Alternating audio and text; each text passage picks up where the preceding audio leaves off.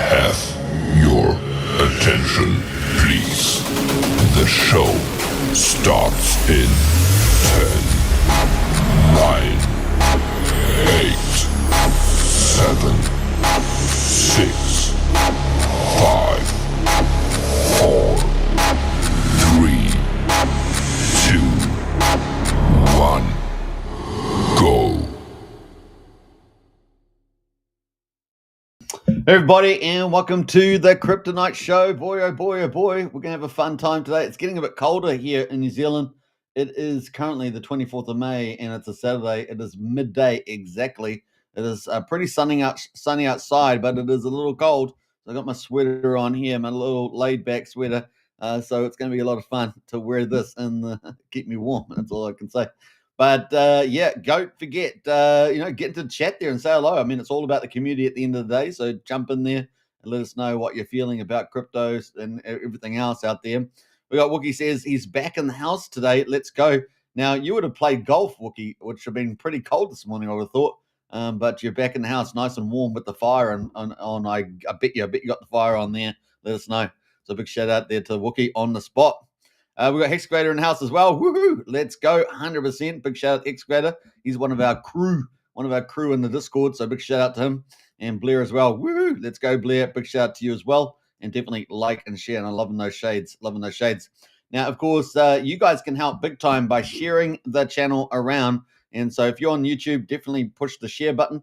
If you're on X, of course, repost there on X. And so welcome there. That's all it takes. So just take one moment, go beep, beep, beep, beep, and then it's gone. It's gone to your friends on the X internet, as it were. Get out there, folks, and do that. That'd be really helpful. All right, we're going to got quite the show today. A big question, of course, that people often ask: will PulseChain make you rich? And we're going to look at some of the things that you might need to do to get wealthy on the old PulseChain. We're going to talk about that today. And of course, will it make you rich? I think it will, but you've got to make the right choices even on this bullish chain. So that's going to be a pretty key thing we're going to talk about. The next thing, of course, is we've got 10x, 100x, 1000x, 10,000x. Is it possible to do that on PulseChain? And of course, in the bull market, we're going to discuss that as well. And you're going to definitely have to still make choices, right? Choices about that. So it's going to be a lot of fun to talk about. And then ultimately, we're going to be talking about Treasury Secretary Bessent and the Trump administration's policies on economic growth. And of course, you guys know I've been covering that in detail from the beginning with the actually true state of play rather than the fake mainstream media who either don't know what they're talking about or are complete propagandists and also don't know what they're talking about. So it's pretty much it.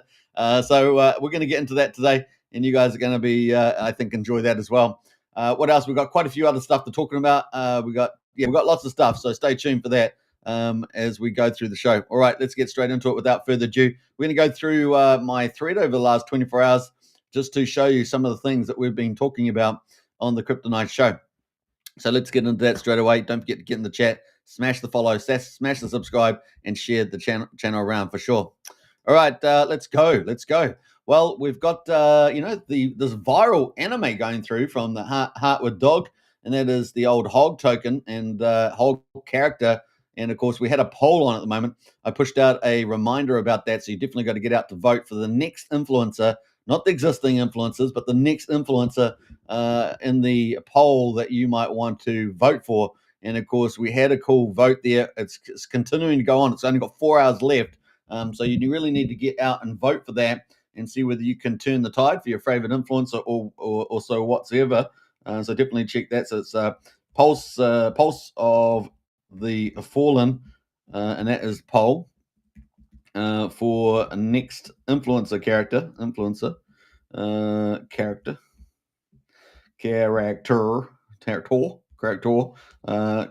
you decide, and that is the link there in the chat there. So if you want to go vote, definitely do that and share it around, right? That's probably as important as voting sometimes.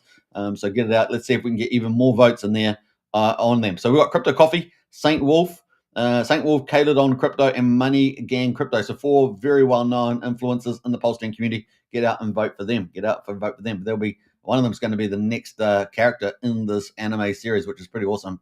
So definitely get out to that. The next big thing we had, of course, was the actual post about we've been covering this all week, right? Covering this viral anime, the Pulse of the Fallen, all week. It's got a lot of well-known PulseChain influencers like Somi and Richard Hart and people like that. It's got SJ Wild. I mean, it's really packed full of PulseChain influencers. Going to have a lot more, of course, because there's only 10 chapters out so far, and there's going to be over 100 of them. So that's going to be pretty huge, right? Over 100 of these episodes or chapters. And of course, we've gone back right to the beginning here to the Genesis chapter, the first chapter. Hogg's early years in this hit anime series, Pulse of the Fallen, sent him on a path that no one could have imagined. And of course, this is the whole stuff. There's 10 chapters to go. Watch now. You do that straight away. Experience Hogg's life in this epic saga from chapters 1 through 10, where our crypto anime hero battles nefarious villains, faces his fears, and of course, unravels thrilling mysteries and makes new PulseChain friends. Ready to dive into this full adventure right along with Hogg and live the PulseChain anime dream. And of course, if you go to the website, which is heartwithdog.com, you will find all these episodes there, either in video form or in comic form. So you can decide which one you want there. And of course, that's only those first chapters, only the first, because it's going to be over 100. Dive into this epic anime journey up to 100 chapters still to come. So it's going to be quite the thing during the bull market. So you're going to have something really cool to read and all the exciting adventures that's going to happen with not just PulseChain influencers, but celebrities. And, of course, the main character is Hogg, right? The main character is Hogg. Watch Hogg, Richard Hart, PulseChain influencers, star-studded celebrities. Enjoy their characters, unbelievable arcs. And, of course, this anime series is just crazy with the turns and twists and turns. It is unbelievable. And you'll know very quickly in the first few episodes, man, these things, this is a crazy. You will not be able to predict where it's going to be going, that's for sure. Wonderful surprises and some shocking upsets in this anime grand saga. And I want to talk about those upsets because you will be shocked at some of the upsets. And of course, it doesn't mean just because you got PulseChain influencers characters in there doesn't mean that they're going to be okay. It doesn't mean they're going to be okay, right?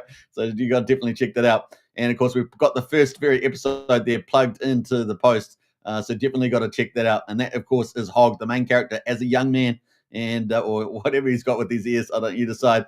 But he is pretty young there, and off he goes. So that is the first one there. I'm going to post a copy to that in the chat there as well. Check it out.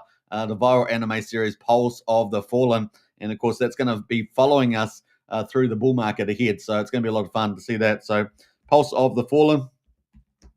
And that is chapter 1, Genesis. And, of course, don't forget to watch the series and, of course, share it around. And, of course, a big shout-out to the team there from Heart with Dog. They got a lot more to come, for sure. All right, so there we go. Maybe wonder which influencer is going to end up winning that, right? That's the key. Wonder which one's going to be winning that.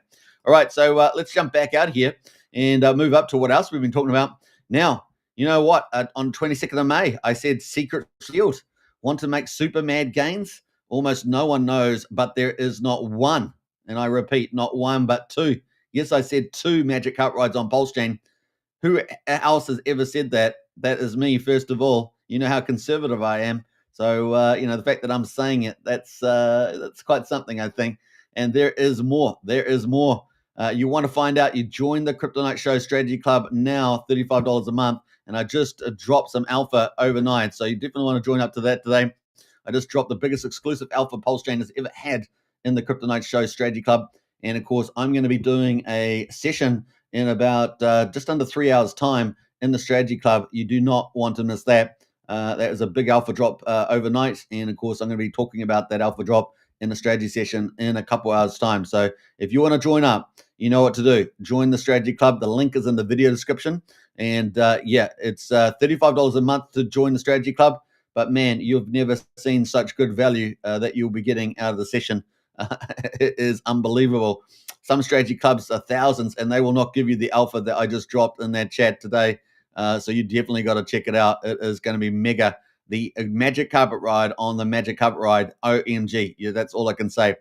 So people can do with that information what they will. But that is some of the alpha that we're dropping in there, and it is as big as it's ever going to be on PulseChain. It is as big as ever it's going to be. So I think that's pretty exciting. Get in there. It is crazy, crazy good. All right, so that is pretty much it. I'm going to leave the link is to the Strategy Club is in the video description. Only $35 a month to join up for that, and we're ramping up the content there. Now, of course, we're talking about today, will PulseChain make you rich? 10x, 100x, 1000x, 10,000x. Well, it is going to depend on what you choose. So get out there as well. So that's pretty much the highlights of what we covered today. So it's pretty exciting. Now we do have the next monster thread coming up on a Sunday/Monday for week 3. So if you're a team out there, you're wanting to get included in that, either hit MVS up, Crypt MVS, our promotional lead with the Kryptonite Show, or myself head up there as well. So we've got some new content coming soon. So that is coming up as well. We're going to be having some new X spaces and Telegram spaces. That's going to be a new format that we're moving into, as well as a big thing coming up. I don't want to talk about it too much, so since I haven't said anything about it. So that's coming up as well. So get on board. You want to get out there. You want to get promoted. Of course, the Kryptonite Show doing the first professional promotions on PulseChain. So it's going to be pretty exciting. And of course, we've got networks that no one else has got. So you definitely want to get access to that. That's for sure. And a big shout out to Brendan in the chat there. Nice alpha. Hey, look, we try. People can listen. And of course, they decide what they want to do.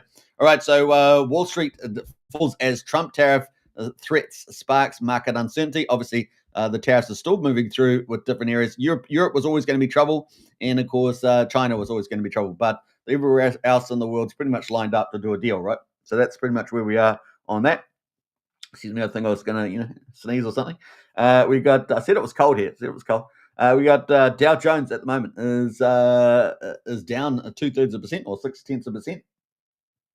Oh, I hope not sneeze or something. 256 points to 41,603. And the S&P 500 is down 2/3%, 39 points to 5,800. And the Nasdaq, with all the tech companies in it, is down 1% at 188,000. 188 points there, not 188,000. 188 points to 18,737. So there we go. The markets are down a little bit today on some more tariff stuff, which is not surprising, right? So US stocks fell on Friday, notching a weekly loss. President Trump recommended 50% tariffs on European goods, reopening a new front on global trade tensions, and unleashing a fresh wave of market uncertainty. As you guys know, the European Union has been a big problem to other countries around the world because it's put up big, barriers, non-trade barriers in particular, against other nations.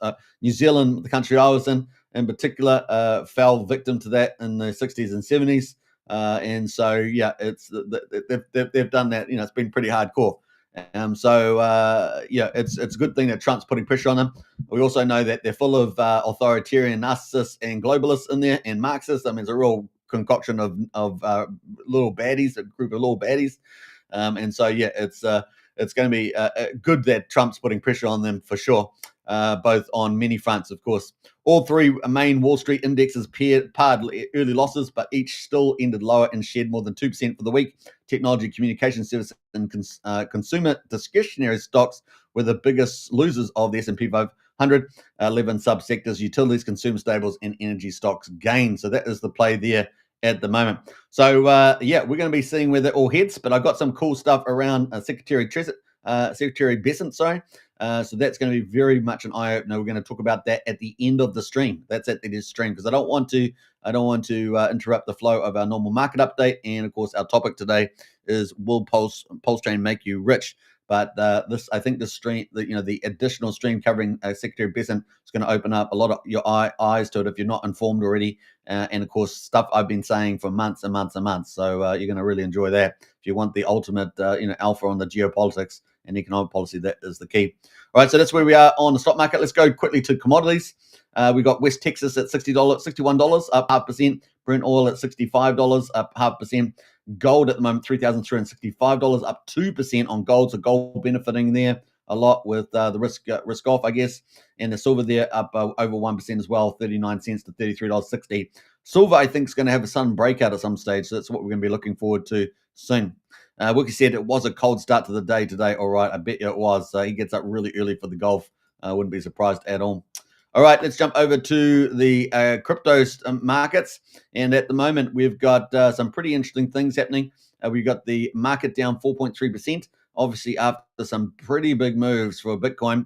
And of course, here we are at $3.51 there, just being tapered off with the old tariff issue there with the European Union.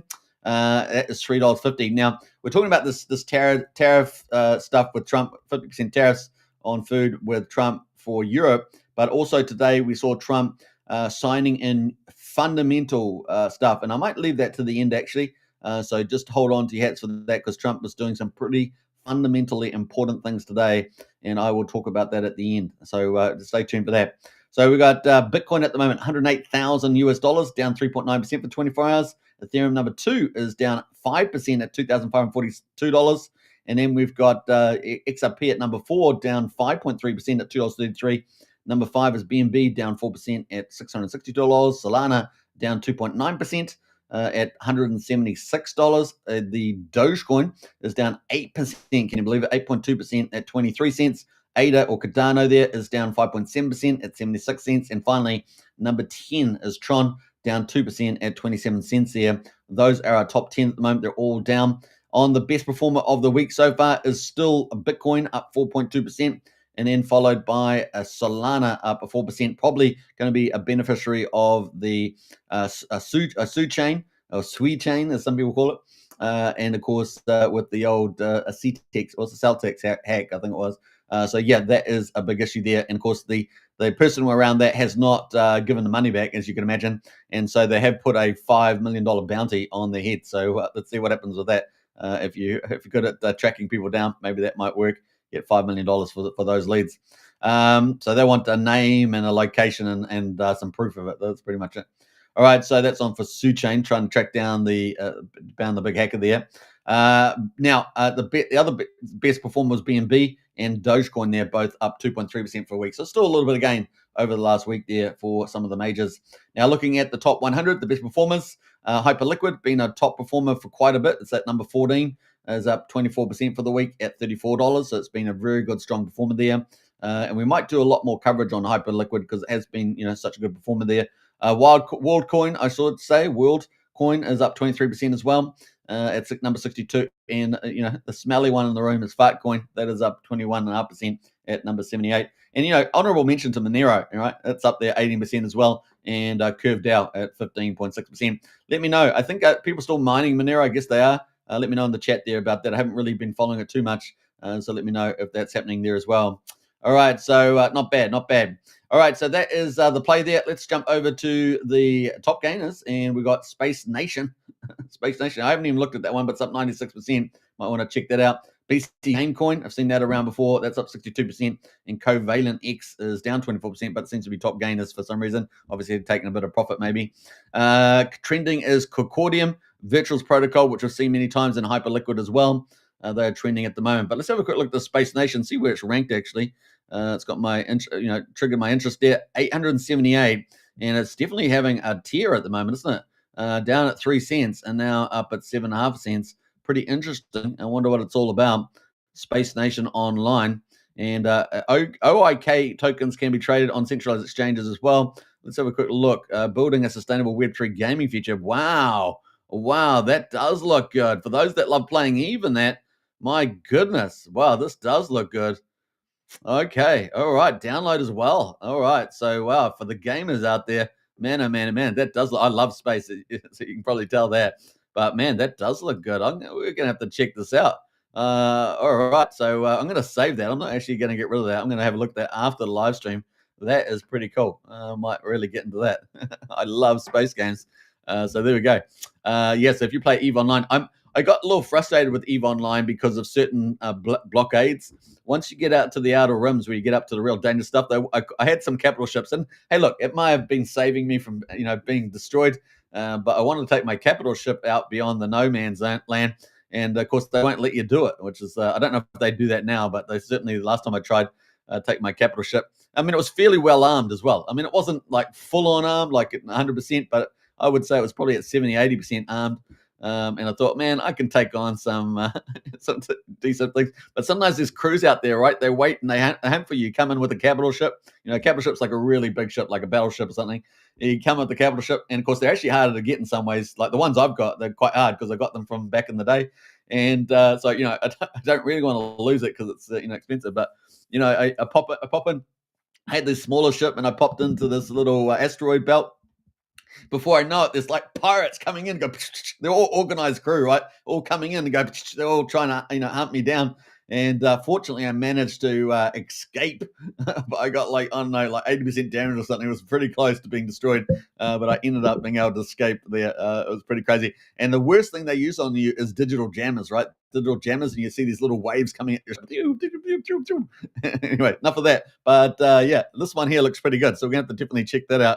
Hedgehog says, "Is this a gaming channel now?" No, it's just a highlight about some of the cool stuff. But we're going to definitely check out that Space Nation. But it is up 95% today at 6.5 cents. So we'll check that out. Now, this gaming, right? So it's pretty risky, but that is a Space Nation, Okios there.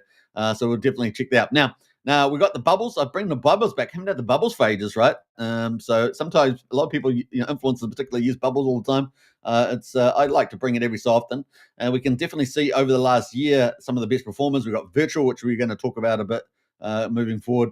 We got SPX there, XRP, BGB there, and PulseChain there. Obviously, after the exploit, still up 238% on a year ago. We'll see how long that holds up for, I guess.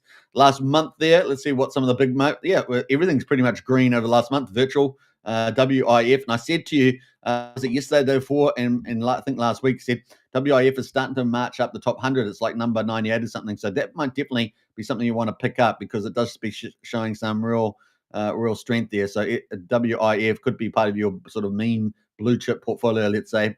And we've got Pingu up as well, SPX, Hype as well. And we're going to be talking about Hype too, right? That's Hyperliquid's been doing very well, up 18%. And of course, in the bull market, those things are going to run, right? Those things are probably going to run pretty hard. Wild Token and Pepe there. Pepe and WIF. You probably want to have a bit of that in your bag, as well as Dodge, part of these sort of super meme coins, as we say. Last week, let's have a see. Yeah, we're getting a bit of a mixed bag in the last week. We got Fat Coin up there, SEC. XAMR. So definitely a good way of looking at some of these. Last day, of course, pretty red in the market overall. So those are some of the selected ones on here. All right, so that is the crypto bubbles. If you guys haven't seen that before, for some of the new people around, I'll post that link in the chat there. You guys can check it out. I got him, boss. I got him. Yeah, you got a hedgehog. Yeah, we got that's the crypto bubbles. So check that out. Bam, bam, bam. All right, so let's move on and let's get into some of the cool things there. Now, you guys know Richard Hart bet the SEC, right? And he's got here, this is Sunny Decree. Now, Sunny Decree is got 104,000 followers. He's a Bitcoin investor, analyst, and best-selling author. So he's really a Bitcoiner, probably Bitcoin maxi. And of course, he came out quite late, but sometimes it takes it can take months for the news about Richard Hart beating the SEC gets out to everybody. And he says, I have absolutely no idea how he did it. I have absolutely no idea how he did it, but Richard Hart actually won against the SEC in court. Yeah, because people don't do that, right? People don't beat the SEC. Either do a settlement, even the big corporates, right? But Richard Hart bet the SEC again and again. So smash, smash, bang there. So that was pretty cool. I'm going to repost that. That is pretty awesome. Richard Hart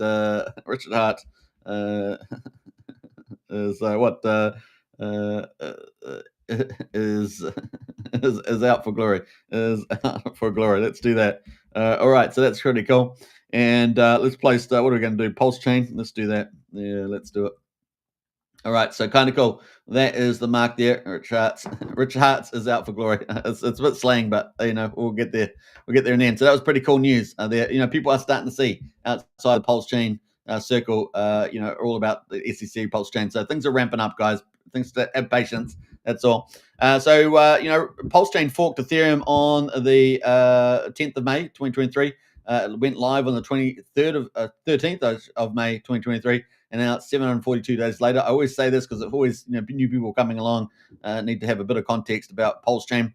And of course, we got the total price at the moment of PulseChain at quadruple 0395, down 4.3%. So we have gone below that key support and resistance line of 4,200. So that, it's a bit of a negative. It doesn't mean that we're going down necessarily, but we definitely didn't hold that level. So we're facing a bit of resistance there. So we might have to bang up against it a little bit now before we get into that next wave that we're hoping for once we've got over 4,200. So here we are, 39% of the mean sacrifice price. PulseX at the moment, quadruple 0358, down 6.4%. We have got this very thin liquidity. I can keep reminding you about that. So that means that we are going to be able to move a lot with the percentages on the old PulseChain a lot as well. But when we do get that mega uptrend, those parabolics starting, it's going to be ruthless to the upside, just like it was down to the downside. So quadruple 0358 at the moment. The buy and burn 1.41 trillion. PulseX has been bought up and burned 7.15% of the total supply is gone. Burger forever. And Sam token $1.77 down 3.77%. The supply inflation, of course, really low now, 2,600 ink per day. Hex at the moment, 8,300 of a penny. EX at 2,400 of a penny. Combined price EXP and PX still over 1 cent, just below 1.1 cent. Down PX down 6.5% at the moment. And of course, what does this mean? Just more opportunity to accumulate before we get the big moves happening. All right, so what else there? Gas prices, 1.5 million bits at the moment, so not too bad. 2 cents for a PulseX swap. Validators have been climbing, which is a good sign. 46,642, so maybe just a little bit higher than yesterday. Pretty similar numbers.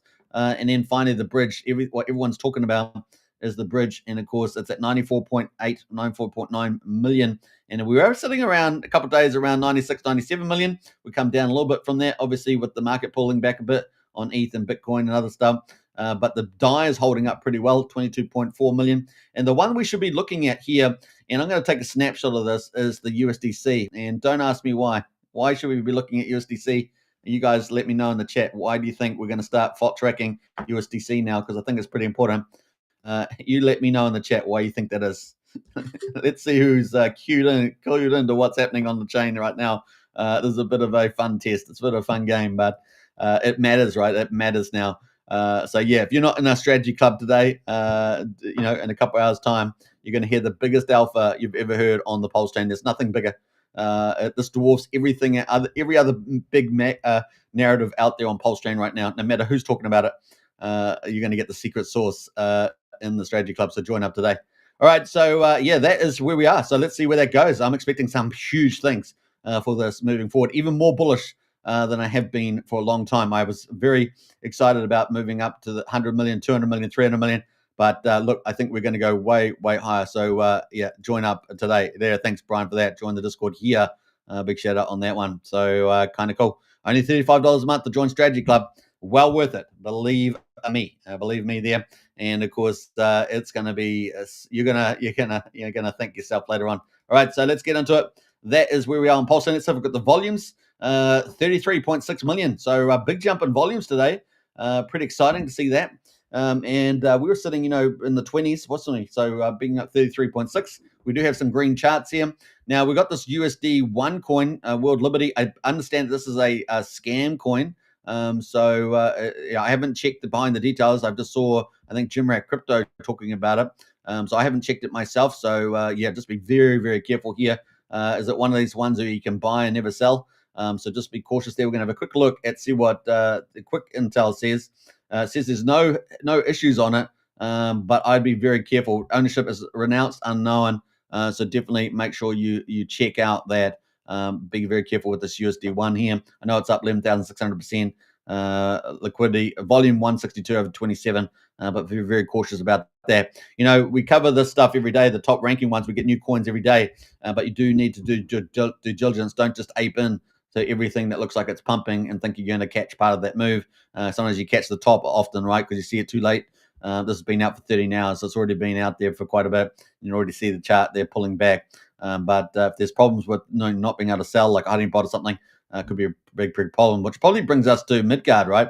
Midgard is very cool. They have a big announcement today of a new update, so we're going to talk about that briefly. So Midgard gets a major update.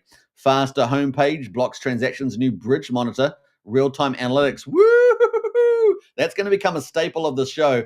Import, export settings, bug fixes, API first, and RPC fallback. So huge news there from the team. So I'm going to post that out too. Huge congrats to the team. Loving that bridge update and pretty awesome. So that is kind of neat. Let's spell properly is probably the first thing. Otherwise, I might not get back into Harvard, right? Not get back into Harvard. Not that I was in Harvard, but if they saw me spelling on here, I'd probably never get in. Although apparently, if I was in their their diversity inclusion, I could get in. I'd just go, "Hey man, what's up, man? I wanted to join. All right, so there we go. We got huge congrats to the team. Loving the bridge update. That is cool. And of course, PulseChain. We always put the PulseChain tag, right? Because we're non-stop promoting PulseChain, right? Non-stop promoting PulseChain. If you're doing expos out there and if they're relevant to this area, definitely put the PulseChain, the Pulse ticker. It's all, everybody makes a play here. Everybody is important in terms of spreading the word there. So kind of cool. Now we're going to go and check that out actually on the old Midgard. It's got a blog there that you can get to. So we're going to check that out. But that is kind of cool. All right, so big deal. That's one of our 2 new block explorers, if you guys remember. Let's have a look at the blog while we're here. Wasn't going to do that straight away, but hey, look, Brian says Strategy Club rocks. It does. You guys do not want to miss the Strategy Club, honestly. It's the biggest thing you've ever seen on PulseChain. It's a big deal. And, I did a big drop overnight, and we're going to have a chat in about 2.5 hours. So you want to be a part of that. What's good, Superman? Hey, Mr. Onazuki, Azuka, big shout out to you. And now Mr. Onazuka is just incredible artist, and we do appreciate you big time, man. And, of course, he's crushing it out there. So big shout out to you. Awesome work. All right. So, yeah, they got the big upgrade there. You can go through it all. Data management, latest blocks, latest transactions. I love this post. This blog is really full on. Bridge monitor, have a fresh look. So it's pretty cool. We're going to check that out. And, of course, the token verification is massive. You do not want to miss that, right? That is huge. Let me just zoom in. I'm assuming the wrong thing here. Let me zoom up on that so you guys can see the full thing. So I can keep going. I can get going. All right, so that is the full one there. You can see that token verification is so important. If you have a worry about a token, this is your first line of defense. Just pop the token in here and let the AI run the analysis, and it'll give you a great breakdown of all the functions and the contract and stuff like that. So it's your first line of defense. A lot of the line of defense is the Pulse Police. And, of course, that helps a lot of people that aren't coders, don't know what they're looking at. So that is pretty important. And, of course, this is big news, this bridge thing. Wow, that is awesome. Bridge contract. So let's have a quick look, see whether we can pull that up, actually, on the old Midgard. I haven't got that open right now, but let me bridge up. I think this is the one, Midgard. Yeah, so let's bring that up. Let's have a look at that. And we may have it on, what's it on the bridge here? Let's have a look here. Navigation unknown. I'm not sure what that one is, actually. Navigation tools. But we might have it here somewhere. Let me see. Is it actually been rolled out? Let me have a look. Monitor. Okay, maybe it's on a different site. Let's have a look. That's a link actually there. I should probably just hit that. That was easy enough. And cross-chain bridge monitor. OMG. I think we might be covering this every day now from now on. So big shout out to Midgard. Great team. And yeah, wow. That is cool. That is cool. So it's got all the stuff coming over. We're going to talk about that. So, DAI and everything. PulseChain. PulseChain active tokens 5, Ethereum 4, cross-chain and bridge activity right now. Kind of cool. All right, so we're going to, break that more verified token verification as well. Neat. Live bridge analytics. All right, so we're gonna cover that too moving forward. All right, so pretty cool stuff happening there. Big shout out to Midgard. And of course, some of the other tokens at the moment, Orange Man Good. I guess is this from the Tang Gang? Orange Man Good. That's been around for 1 year, over 1 year, 67% up at the moment. Reserve Tape been around for 3 months. That's making a big move today versus Tropa, Treasury Bill, FedEx, and Pulse up about 40% at the moment. Not sure what news is going on there, but they're definitely up quite strong on this numbers. I'm just having a look at the biggest liquidity. Let's go to this one. And we can see that, yeah, they had a big pump only hours ago. In fact, what's that? It's 5 o'clock in the morning. So that's about 7, 8 hours ago.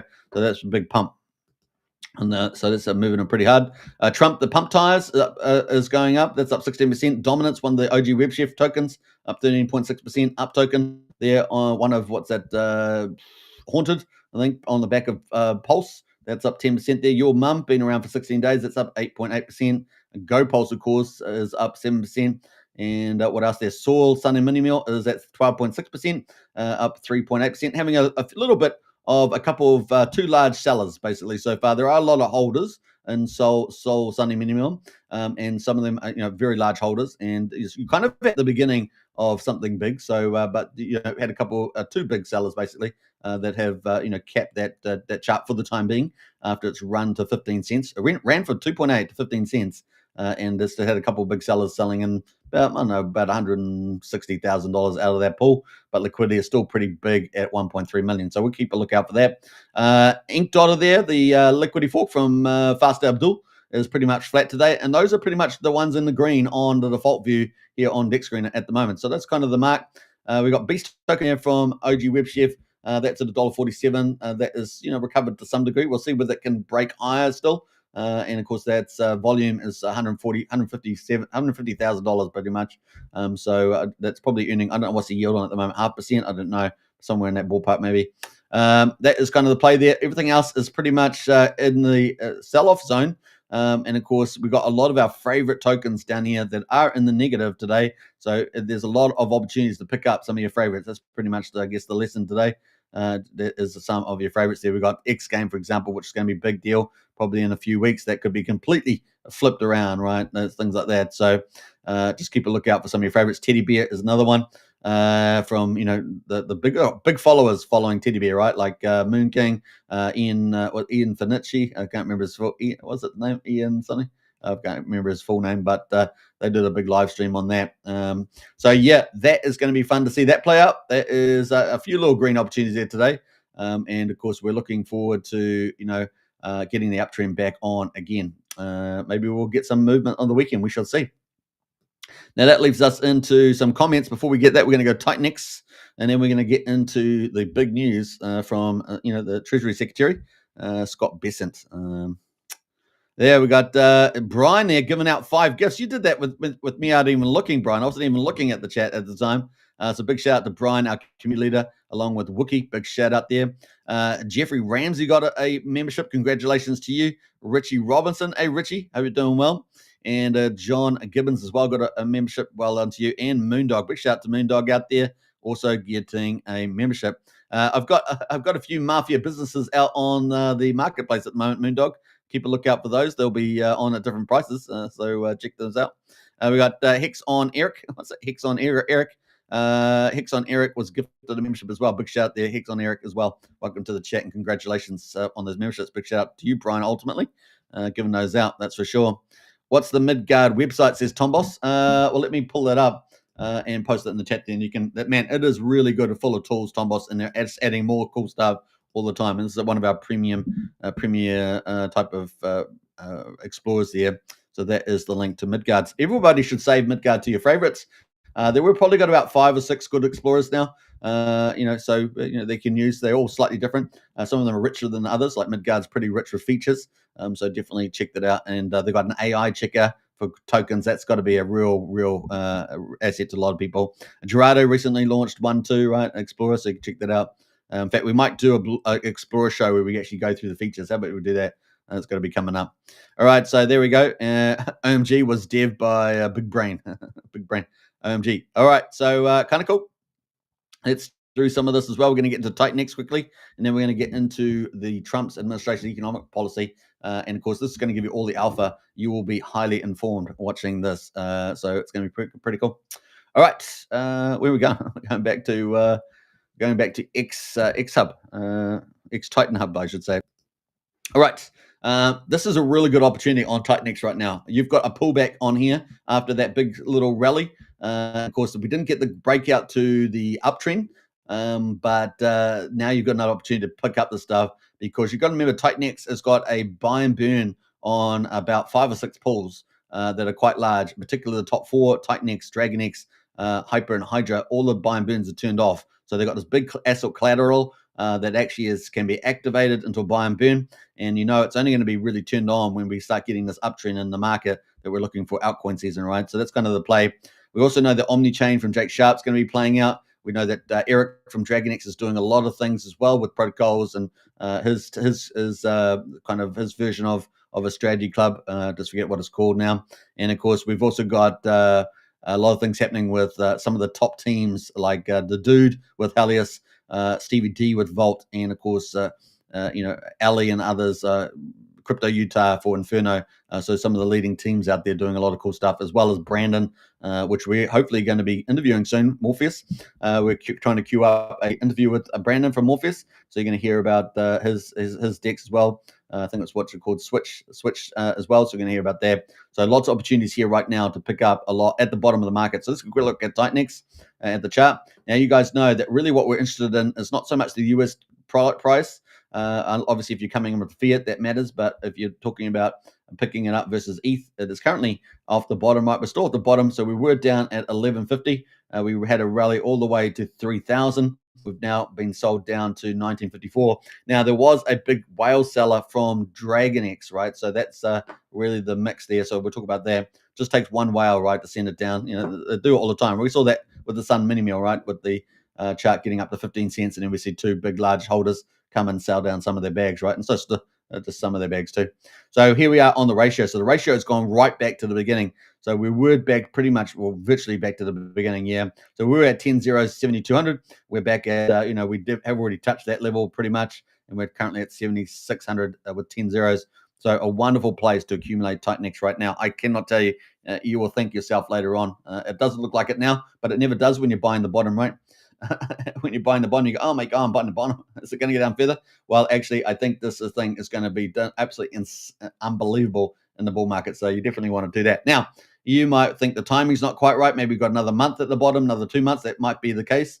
But if we do get this pivot with these big trade deals and everything set up by the 4th of July, then it could be game on early. Otherwise, some people might decide, hey, look, maybe the bull market's really going to take off a bit later. Maybe it's going to be like September, October, which is, we've seen that happen before. It might take off there. So we'll see how that goes. But definitely a wonderful zone to accumulate Titanx. And of course, if we go to the Titanx site, we can actually see the buy and burn, pretty much a buy and burn down, let's call it, and go to V1, right? So going down here, buy and burn, and into V1, we can see that there's $11.3 million of Ethereum in there, 4,452. We do know that, Eric and I think the dude from Helios, they've also got their DAOs, right, in there. So let's go really look at those. Let's have a look at the moon math here for the DragonX. And we're going to go to I think that's on the DAO list, is it? Let's see here. I think it might be on the DAO here. They've got 463 ETH balance on one side. This is Titanx buy and stake balance. And then they've got 463 ETH here on the DragonX buy and burn balance as well, which brings us back to the fact that DragonX and Helios are both the two biggest stakers pretty much on the Titanx, right? And so we're just talking about the buy and burn here, but actually there's staker rewards as well, right? We go to payouts, which is just above the buy and burn, and we can see that the 888 day is coming, right? 888 day. It is already well along the way at 64%, 2/3 along is the old 888 day. It used to feel like a long way away. Now it's 2/3 along there. So we're in the home run now. And it's got $2.8 million worth of ETH, 1,111. So that is additional ETH there. So it is some crazy amount in here. And of course, with the DragonX and then along with Helios, let's have a quick look at Helios as well. We did have the dude on the show the other day. And let's have a quick look at that. I think it's under governance. I think it might be, or treasury, one of the two. Let's go to treasury. And let's see what ETH is in here. So they've got 42,000 ETH in here, but they've got the staker payout, right? Future estimated payouts. So 62 ETH being estimated payouts coming up. That is 158,000. And of course, Titanx, they've got a Titanx stake for that as well. So yeah, they're going to do pretty well. 62.5 ETH coming out for that as well. So I think these guys are going to get themselves on that ETH strategic reserve, along with all this ETH that's sitting in there, Helios, DragonX, etc. But also, there's not just those, right? There's Hyper and Hydra. So let's have a quick look at that. While we're doing it, we might as well do the whole lot, do the whole family. The whole band is back, as we say. And let's look at the buy and burn balance. Let's go for that. So the Hyper buy and burn, $313,000. Remember that you've got to compare that to the supply. So $313,000, which is 1.6 billion Titanx, trillion Titanx, 1.6 trillion Titanx. And that is versus the supply, right? That's what we want to look at. So 313. So we've got liquid there, $1.8 million worth of liquid supply. So it's a pretty good extra buy and burn. Of course, remember, this is a third layer pretty much on top of, or second layer on top of Titanx, right? Second layer, just like DragonX. Then we have Hydra, which is like a third layer. It's on top of DragonX, which is on top of Titanx, which is on top of Ethereum. And that also has its own buy and burn as well. Let's quickly look at that. So the stat supply shows you that there is $1.6 million of Hydra, 7.3 trillion Hydra there. And the buy and burn balance is 1 million. So it's even better, right? So 1 million with 385 billion DragonX sitting in there. So $1 million, and the liquid supply there's at 1.6 million. So whoa, get ready to rumble. And of course, this is a third layer, right? There's a third layer. So you got the buy and burn for V1 for Titanx, then you got the buy and burn and the ETH payouts for DragonX, and then you got the Hydra above that. So you get my point. It could be pretty awesome stuff there. Down today, of course, but could be a really nice move there for sure. So some pretty cool stuff. Now, the big stuff I want to talk about, we're going to zoom right down. There's lots of things happening, of course, but we're going to zoom down and focus on Taurus, right, from Cryptographics. And we had an update today, so that's why we're going to talk about that, Taurus from Cryptographics. Now, I'm going to post the link here to Titanx Hub if you guys want to check it. Remember, you're pretty much buying the bottom of the market here. And, of course, what you do in markets, you buy the bottom and you sell at the top, right? Just remember that. That's a basic rule, but it's one we have to remind all ourselves of every day. Doesn't matter who you are. You buy the bottom and you sell the top. So how do you stop buying the top? You look at the RSI, right? The RSI is your friend, and that's kind of the minimum thing you should be looking at there. All right, so let's jump over to the Cryptographics, and he had a big news out today. Of course, I interviewed him like last week. Fantastic interview with Cryptographics. Audit 2 has been completed, and I want to share a paragraph from the audit teams about the Taurus wind build, highlighting the quality of craftsmanship by the Taurus team for the smart contracts. You'll see these below. The Taurus project stands out for its exceptional security and reliability, a testament to the development team's skill and dedication to excellence. The contracts are thoughtfully designed and, of course, featuring strong access controls, secure financial logic, and seamless integration with external systems. The team's commitment to quality is further evidenced by the comprehensive test suite, which played a crucial role in validating the system's robustness, while minor enhancements such as refining calculation precision and expanding event emissions for greater transparency were recommended. These do not overshadow the overall project's excellent. Summary: the Taurus project is primed for deployment, boasting a fortified security framework and design that inspires confidence. The other Taurus is here, and you don't have enough Titanx. Join below. Now, some people are talking about this could take in 10 trillion Titanx or more. That would be a major deal. Remember, there's circulating supply is about 98 trillion. There's about 66 trillion, I think, in circulation. So, anything that takes like 10 trillion or more of the market is a big deal. And so this is coming very soon for Cryptographics, and we've only heard good things about this. So pretty exciting. If you guys want to check it out, that is the next big thing. Now, what is the key thing about Taurus is that it's trying to solve the big holy grail problem around ROI protocols and tokenomics, and that is, how do you get sustained buying and sustained money flowing through the ecosystem? And that's kind of what this is tried to attempt to address. So definitely check out the video on that. And that is the latest update there for Taurus there. So I'm going to post that in the chat there as well. You can definitely check that out. Bam, let's go. Let us check that out. So there we go. That is the Taurus update there from Cryptographics. Of course, he's a crossover influencer like myself, and covers both PulseChain and Titanx and multi-chain stuff. But now he's expanded even further. He's gone next level with the founder and development. And boy, this thing does look hot. It does look hot. So yeah. All right, we've got a couple of comments in chat now. Did someone else say Rumble, says Brian? Yeah, we'll talk about that later, Brian. We'll talk about that later. Hey, we got Crypto Stylist in the house there. Good morning. Hey, big hugs out to you there, Crypto Stylist. I'm a big fan. Crypto Stylist, if you guys know her, she's amazing. So big shout out there. Great to have you in the chat today. And we also got Marco Marcello, a Troba baby. Yeah. Well, that's been on the move, isn't it? Been on the move. In fact, Moon King, I think that we're talking about the old beer token, weren't they? And liquidity. So I don't know what you think of that, Marco, but that is out there too. I just see that earlier today with Ian Heinisch. Is it Heinisch? I think it might be Heinisch, actually. Couldn't quite remember the surname. But both of them have got over 100,000 followers. And of course, I think Ian is I think it's Ian Heinisch is UFC fighter, I think. Yeah, so it's out there. All right, so that's pretty much it for that. Man, I've got to check out the space building game afterwards for this hashtag. So that is pretty exciting there. Now, we're going to get into, I think, the big one here, which is the show that we're going to be doing. We're going to be covering our final bit. Now, I added this on because we're 49 minutes on the hour, so I want to be a bit quicker with the crypto today. But we're going to be covering, Secretary Besant, because this is alpha that you need to know. This is huge. This is Trump's economic plan. I've been telling you guys it, laying it out, and it's been playing out like a charm. I mean, there's little variables that don't control so much, China and European authoritarians they've got to deal with. But I think this is going to be pretty exciting. So check this out. You're going to hear words he says, the words I've been saying. So there we go. Let's watch it now. Give us your sense of the scoring, as it were, on that bill, because I know you're concerned about the deficit. A lot of people are concerned it's not helping us that much of the deficit. Well, David, I think this bill is very important because, as I've said, our economic policies, Trump economic policy is really a three-legged stool. So it's trade, taxes. Three-legged stool, folks. Three-legged stool.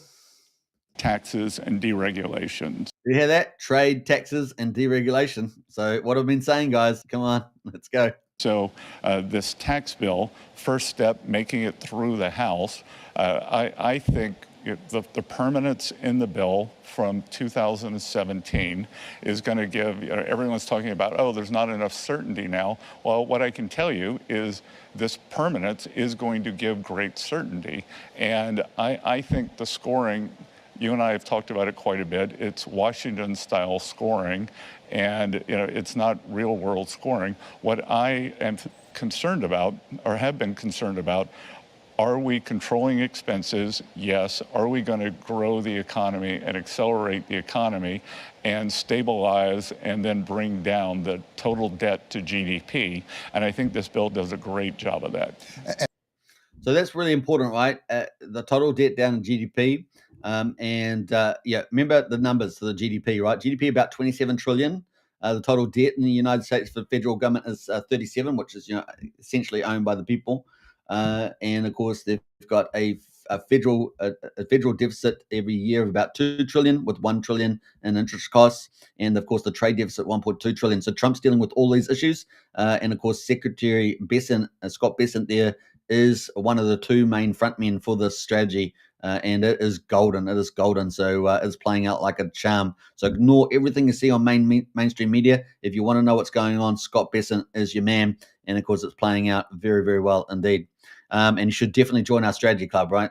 Because you're going to get all the alpha like this. And of course, the other thing of course, is we're covering the biggest news drop on PulseChain. There's nothing bigger than what we're talking about in a strategy club today. It is only, about an hour and 2 hours away from now. There's going to be nothing bigger on PulseChain than this. It's going to be absolutely the Magic Cup ride on top of the Magic Cup ride. So you definitely want to hear that drop. It is exclusive to the Strategy Club. So it's going to be pretty exciting. So join up today. Link is in the video description. And of course, there's the link there in the chat there. So let's continue on with Scott Bessent, the Treasury Secretary, running Trump's strategy, economic strategy, and it's playing out very, very well indeed. As you told us more than once, one of your goals is a deficit that's no greater than 3% of GDP. The scoring, the predictions on this bill as it's written right now is 7%, maybe 6.5% next year, not anything close to 3%. Now, you said we won't get there right away, but when will we get there? So that halving of that deficit, that $2 trillion per year, very important. Remember, half of it is interest costs. And of course, interest rates are still relatively high. So this is a big deal, getting down to 3% of GDP from about 6.7. So big deal there. Well, David, what I've talked about is something with a 3 in front of it by 2028. We didn't get here overnight. We're not going to get there tomorrow. But what we've got to do is change the trajectory and start moving it down. So could we get down to 6%, something below there with a 5 handle? Because what the scoring doesn't include, we have substantial tariff income coming in, so that's not included. We have DOGE savings in the hundreds of billions, that's not included. And then President Trump has made this very bold proposal on prescription drug pricing, which could save HHS substantial amounts of money. So none of those are included. So I'm very optimistic. So let's include those for a moment here and start with the first one that you identified, which is tariffs. We've had some announcements even very recently about tariffs, maybe 50% from EU and 25% on Apple products. Is that motivation for that revenue? I mean, do you need those tariffs actually to go into effect to meet the numbers you need in the deficit? Not at all, because we have substantial revenue coming in now, and there is, at some point, there's an equilibrium rate, let's call it a Laffer curve, for tariffs. And I think we will reach that rate. The other thing that's happening is a lot of their tariff barriers or non-tariff trade barriers. A lot of these non-tariff trade barriers are coming down, so friction's decreasing there. And again, because we don't know where these tariff negotiations are going to end up, they won't end up being scored. But it's several $100 million a year, several $100 billion a year of revenue that will be used. For every 100 billion, that's 100 billion less of bonds that Treasury has to issue. When you talk about uncertainty and getting more certainty because of the tax bill, some of the uncertainty, a lot of it is because of tariffs right now, because we're not exactly sure where we're going to end up. Do you have a sense when the economic community, the business community, will get better certainty on tariffs? Well, we've done the 90-day pause. As I've mentioned several times, we have 18 important trading partners. So what everyone should really focus on are those. We've done a deal with the UK. My sense is over the next couple of weeks, we're going to have several large deals announced.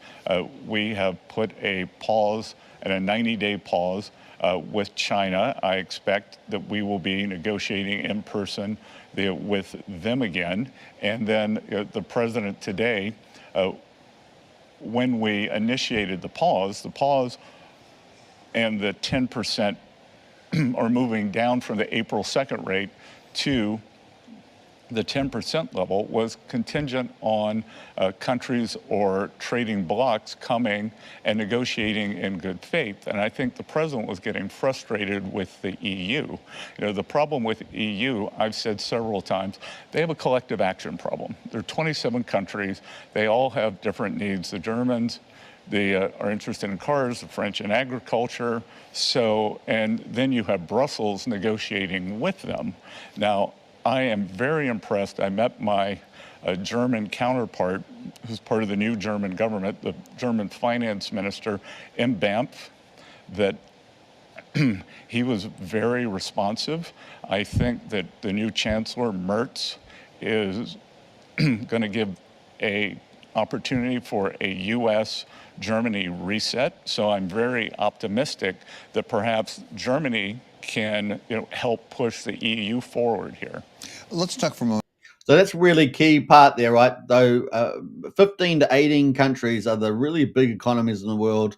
Or they might be a bloc or a big country. We're talking about India, South Korea, Japan, countries like that, and of course the EU.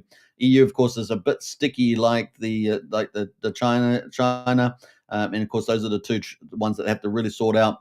And of course, ramping up the pressure today with Trump on the food, with the 50% tariffs there, just to put more pressure on them to get to the table and to really start taking action. That obviously impacts particularly France and places like that. So yeah, it's a big deal. And of course, this is what's going to getting these deals through over the next few weeks, through May, through June, is really big for the market, and it's going to just keep fueling that market because we're going to get many of them over the line. We know there's 115 countries already lined up for trade deals, so it's going to be pretty exciting to see this all play out. Trump has to have all the strategy, the tariffs, the regulations, or deregulations, and leverage, as well as the new trade order in place by the 4th of July. That's going to be the bulk of it. It's going to be done by then. There'll obviously be stuff tailing in after that, but 4th of July is the mark where Trump lays his foundation for the golden era of America. Already, of course, he's done astoundingly with the over $13 trillion of investment, which is just unbelievable numbers. Remember, the US GDP is 27 trillion. So 13 trillion of investment, and a lot of it's going in to key sectors which are just going to boom the United States. So it's going to be pretty exciting. Of course, if the United States booms, the rest of the world booms, right? Because the United States is the big consumer, and therefore they're going to consume more stuff around the world. So that is where you drive the engine. Of course, he's lowered the inputs into the economy with oil down over $20, almost $25. And of course, his interest rates looks like it's a matter of time before they have to capitulate and reduce the US interest rates there from 4.5% down, maybe down to 3.5% or something. And that will really fire up the financial markets, as well as more money printing. And of course, Trump's opening up the supply side, right? So that you get that lower inflation over time. So really exciting stuff happening here. Something you know terribly well, have lived it your professional life, which is the markets. Mm-hmm. The bond market hasn't necessarily stood up and applauded with what they've seen out of Congress. Is the bond market wrong? Well, I think the notion that in any movements in the bond market are being driven by the action of Congress is what's wrong. First of all, this has been a global phenomenon. That the Japanese yields have moved substantially, German, UK, and David, if we go back and look, since either the beginning of the year or January 20th, when the Trump administration came in, the US 10-year is the only yield that is lower today. So, all yields are up. And again, I think that was a coincident indicator. The market's very good at latching on to a story. So I'm not particularly worried about what the market's thinking, because, on the other hand, what the market also could be thinking is that this bill is going to create growth. At the same time, you have things like the term premium up almost to 1% now, and you also have real yield up well over 2%. Should we be concerned with that? Is there a question here about the long-term ability to repay the debt? Look, I think that, again, as growth accelerates, I'm not worried about the U.S. debt dynamics. This is the key, right? So all these policies are designed to move the US economy into growing 3-4% GDP or more, and it will take care of virtually everything else. But there's the one thing that they haven't talked about yet, which this Trump strategy is doing, and that is an asset play on debt. So let's see if he ends up talking about that coming up. Because a change in the growth trajectory takes care of a lot of that. Should we be concerned when we see yields going up on U.S. Treasuries and the dollar weakening? Normally, that's not the way it works, as I understand it. Is that something we should be concerned about? Well, I'm not concerned about it, because I think part of it is we are seeing other countries step up. So I wouldn't, on many of them, I wouldn't necessarily categorize it as a weak dollar. It's, for the first time in much of my career, Europe is actually going through a fiscal expansion. Back to this new German government, that they are opening the German purse for the first time, maybe even since the advent of the euro. They're taking off the debt brake. So the fundamentals are driving the euro. Japan is seeing a large increase in interest rates. Driven by the Bank of Japan. So, I think a lot of this is other countries strengthening, or other currencies strengthening, as opposed to the dollar weakening. You have said you're concerned, certainly, about the deficit getting it under control, and that President Trump, and to such extent, you says that's really a priority for him, to get down to something with a 3 beginning it, at least, if not 3.0%. How high a priority is that? And let me push you on a little bit, like Mario Draghi. Will you do whatever it takes to get it to that level, so that if the present plan does not work the way you hope it will, you'll take other steps? Well, I think what we've been trying to do, especially on the cost-cutting side, whether it's DOGE, whether it's OMB, is go line by line. And on a lot of this, the Democrats are fighting us, the courts are fighting us. So let's see where that ends up. And of course, we can keep coming back in terms of making government more efficient. I think I've been there. There's an important point, right? So making government more efficient in what they're doing, but what they're actually doing, this is the big play, is they're shrinking the public sector and expanding the private sector, right? So they're moving away from this horrific authoritarian machine that the Democrats were trying to get permanent control over, to enslave the people, and they're moving it to the private sector for freedom, so that everybody else gets out to decide with their own choices what they want to do, how they want to live. So this is really, really important. This big theme is a pivot from shrinking the public sector and all its propaganda, all its Marxism, globalism stuff, and moving it to the private sector, where you, the individual, along with your communities, get to decide, what business are you going to do, how you're going to live, all that sort of stuff. So really, really fundamental here. And of course, this is a big deal. So let's continue on. 2.5 months now, and I can tell you the amount of waste, fraud, and abuse is startling. Yeah, I think most of us who have dealt with Washington would not disagree with that at all. The question is, where do you trim and how do you go about it? There was a $2 trillion number thrown out at a rally here in New York City, as I recall, by Elon Musk and Howard Lutnick. Was that a wrong number? Are you going to come close to $2 trillion out of costs? Well, we'll see over what the scoring window is. Could we end up with 150 billion a year in savings? Over the CBO window, that'd be $1.5 trillion. So just remember that out of the budget, the federal budget, they make about $7 billion, and the expenses are about $7 billion, just over. Their income is just over $5 billion. So there's about $2 billion deficit there. So obviously, Elon came out talking about we can save probably up to $2 trillion, and there may very well be that amount of fraud and waste projects, right? Because all the stuff they went through with Doge, they could not find any reason for the expense. It was all left blank, right? Which is pretty much fraudulent type of behavior. And so they've gone through that. They got when Elon left in early May. They got about 160 billion savings out of that, right? So that's not been included. And then, of course, Trump was sitting at the White House there in the cabinet meeting saying, well, we think we might get to 2-3 times higher. So originally they were targeting $1 trillion out of that budget expenditure, which was $7 billion. And so they got down about 160. And so Trump was indicating, well, actually, we've got some other stuff on the move, and we'll probably get up to maybe $350 to $500 billion, so $500 billion at the top there. But actually, because they're facing a lot of legal pushback from Democrats trying to protect in the courts, protect a lot of their corruption in the other departments in the United States, they've been trying to stop blocking that out, right? So that's been a big deal. Obviously, you got also other departments like U.S. Defense that have security issues as well, like that. You can't allow a 17-year-old genius to go mucking around there.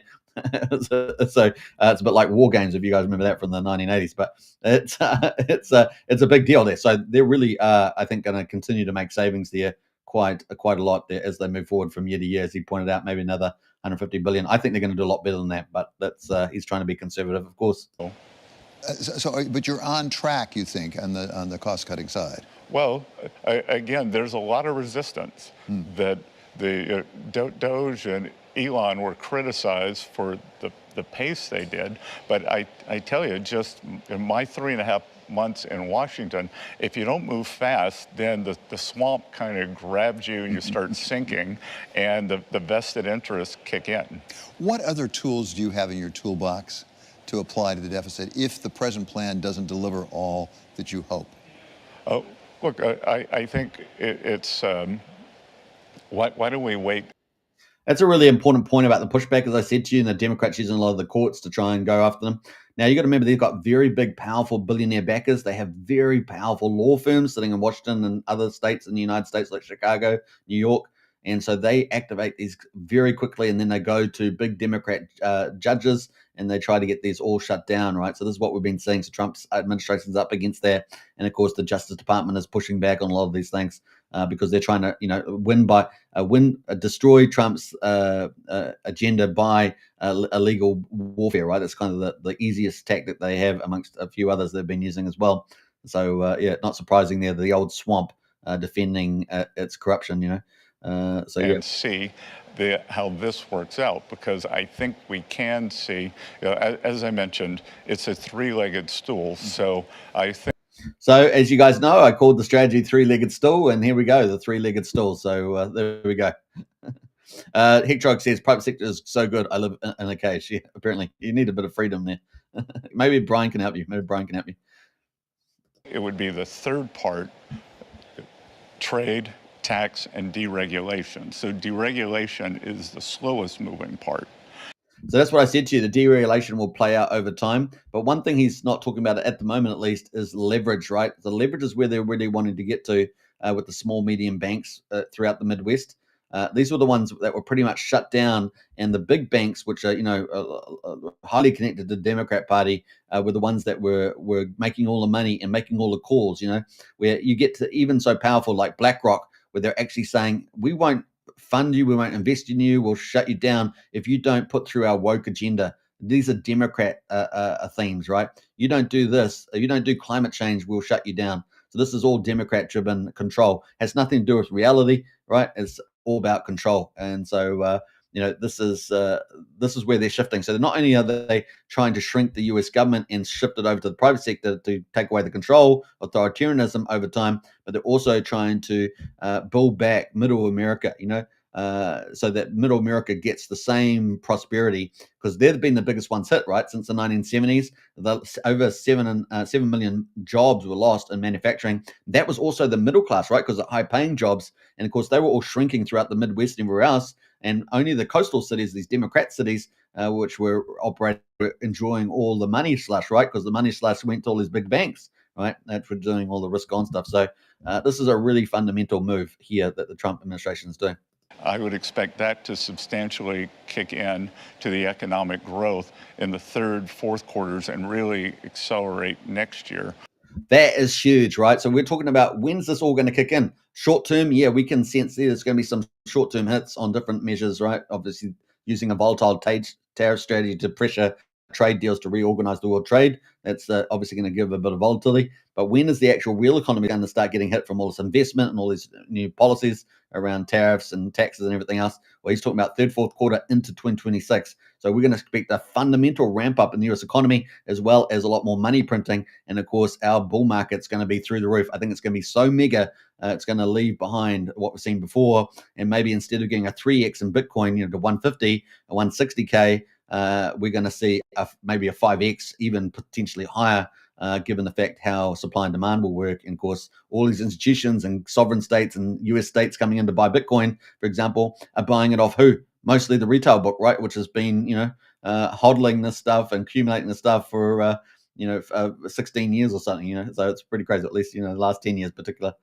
Also, one of the most powerful economic parts of the tax bill is the immediate expensing of capital goods, 100% for capital goods. That is so critical, right? So we've got like over $13 trillion being committed to come into the US economy in 4 months. And now we've also got this tax expensing for capital outlays.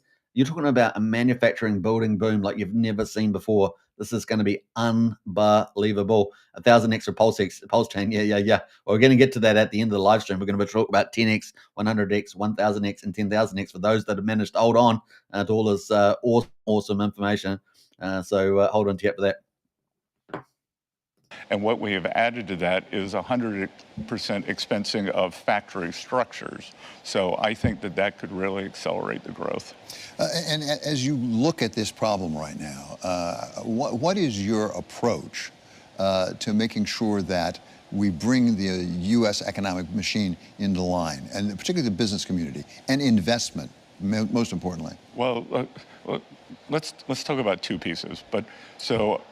Before I was with you just now, I was with a group of community bankers. So we are doing a substantial amount of financial deregulation to make sure that the benefits are more evenly distributed across the U.S. economy. There we go. That's exactly what I just said, right? So they're going to be dealing with the bank reserves and things like that to increase lending and ability. And of course, this is fantastic. That, as I said before, Wall Street's done great. Now it's time for Main Street to do well also. And they can. There we go, folks. That's what I've been saying, right? So here you're hearing it from the man himself. And that's all you have to do. So if you want to be smarter than everybody else, don't listen to mainstream media. You're going to be dumber. You're going to be just dumb. You're going to be a zombie, right? You're just going to, get back to what they say. You've got to go to the guy that's running the show, right? And that is Scott Bessent. And there are a couple of other senior advisors in the Trump administration also doing it. Both do great together. It's not an either or. So when I was with these community bankers, they were talking about the substantial amount of regulation that's been crushing them over the past 10, 15 years, and a huge amount of small business loans, huge amount of real estate loans, ag loans are made by these community banks. So we are really focusing on that. On U.S. business, we want to make the U.S. the most attractive location for capital. You and I were talking, I was just with the president in the Middle East. We were in Saudi, we're in Qatar, and we're in the UAE. And the trillions of dollars that are going to be Over $5 trillion was collected from that trip in the Middle East between Saudi Arabia, Qatar, and UAE. Over $5 trillion. Unbelievable. That took the $8 trillion investing into manufacturing and AI up over $13 trillion in 4 months. People do not understand what is about to happen in the golden age of America. It is unbelievable. Remember, the US economy is about 27 trillion. This is incredible, and this is just the income expenditure side of the financial statement of America. Trump is redoing the whole asset and liability side as well. So if you think of it from an accounting point of view, this is going to be unbelievable. They are doing a full survey on the asset side, both above the ground, below the ground, and off in the ocean there in the old good old Gulf of America, East Coast, West Coast. They are doing it. It's going to be huge. People have no idea what these guys are going to be doing, and it's going to be unbelievable stuff there. We got Brendan there laughing his head off. We got what is that? What's that part there? I'm not sure. Is that what is that? Is that a zombie? It is a zombie. Very good. Pushed into the U.S. One form of regulation that gets a lot of attention in New York and on Wall Street is banking regulation. Let's talk about the supplemental leverage ratio, which seems like an obscure thing off to the side, but it has been the subject of much discussion. And it does, as I understand it, relate to U.S. Treasuries and yields on U.S. Treasuries, so that if major banks held more U.S. Treasuries, it would bring yields down. You've said you're going to take more of an active role, as I understand it, with respect to some of that banking regulation. Where are we with that? I think we are very close to moving the supplementary leverage ratio, SLR.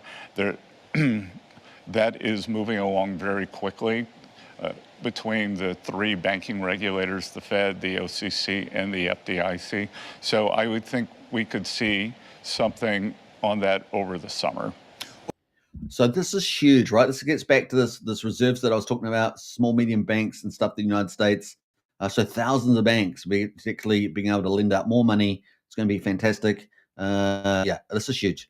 So yeah, you're talking about top down, bottom up. I mean, this is mind blowing. Really is amazing stuff.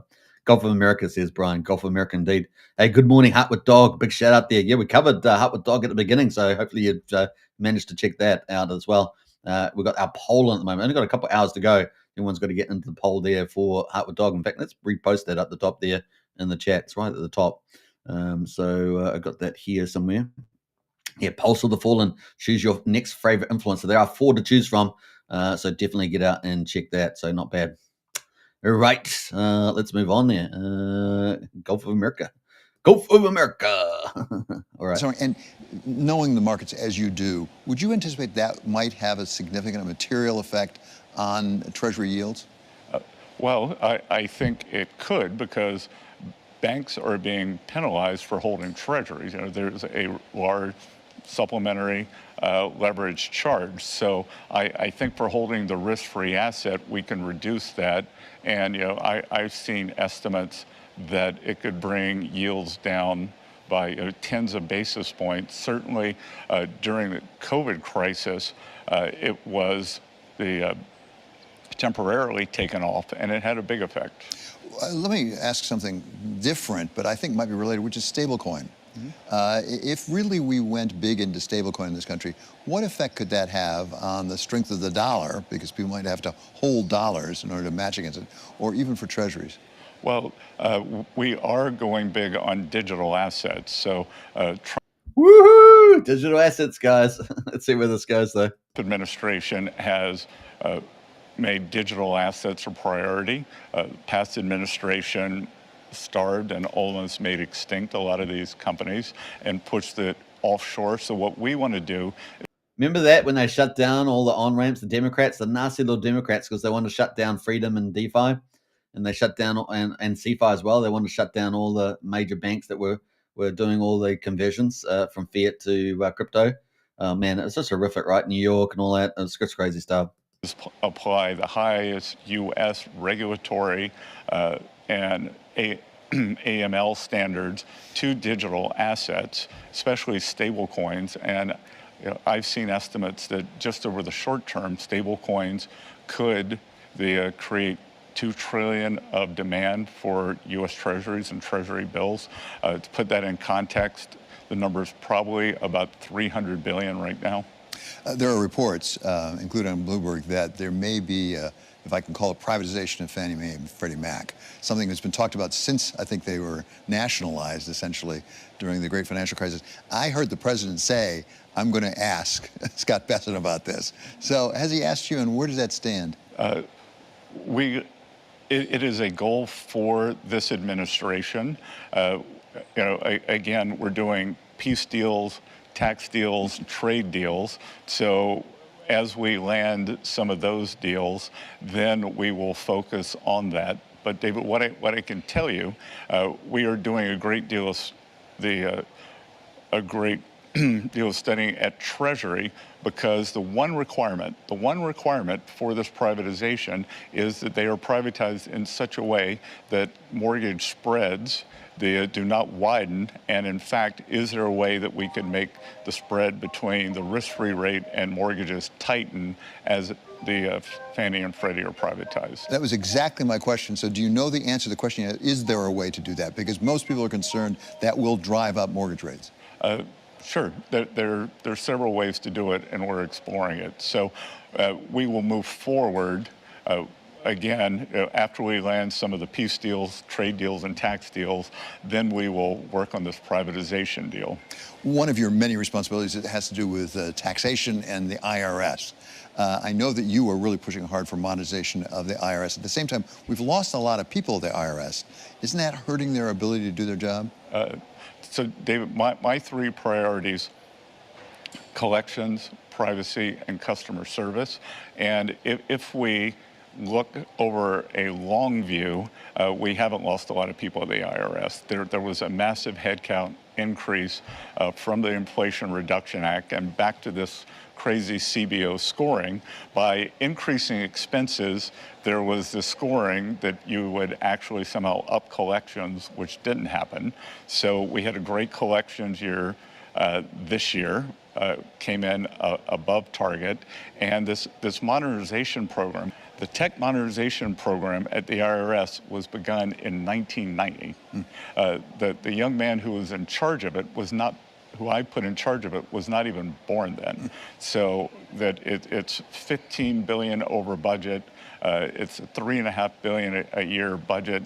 I think it's running on COBOL, which is what Yeah, so there is running on COBOL. That's pretty funny. That's how old some of the systems are. Learned in college on 12 different systems.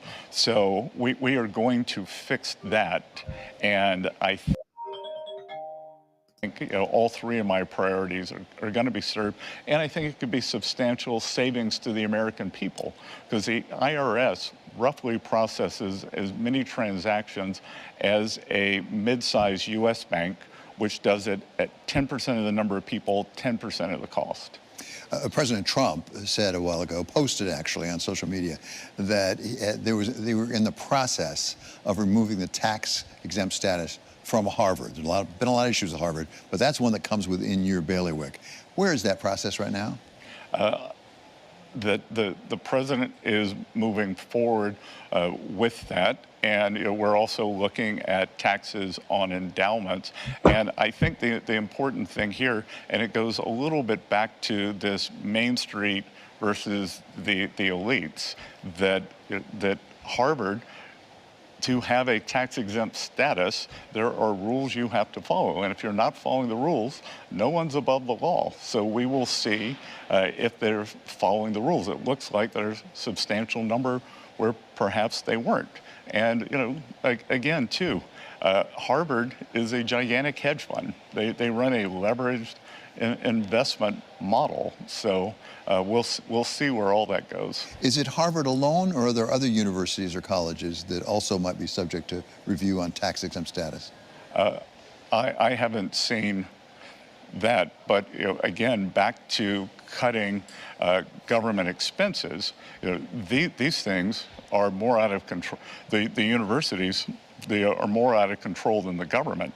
That there is a separate inflation index. It's called like the Index of Higher Education Inflation Index, and most of the expenses have grown at CPI plus 3%.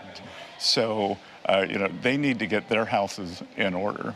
Let's come back to Banff, because you just got back from the G7 meetings. And the communique, as I read it, really focused on imbalances. What were the imbalances you're most concerned about? Well, I think the group as a whole was very concerned about the global imbalances around China, that China just keeps increasing their share of global manufacturing and has not done a much needed adjustment in terms of consumption. And as I predicted, I normally don't like to take victory laps, but I did predict it, and I was right. I said when the US put up the tariff wall, that all those Chinese goods would go somewhere, and I think the G6 has seen that these Chinese goods are starting to permeate into their economies. They're quite worried about it. But there's a whole series of global imbalances. We have a large trade deficit with the EU, so we'd like to see more pro-growth consumer spending there. And but the real thing, when I think about China and the rest of the world, especially the U.S. In the U.S., we are trying to rebalance towards more manufacturing, mostly high-end manufacturing, not the kind China has. Everyone agrees that China needs to rebalance toward less manufacturing, more consumption.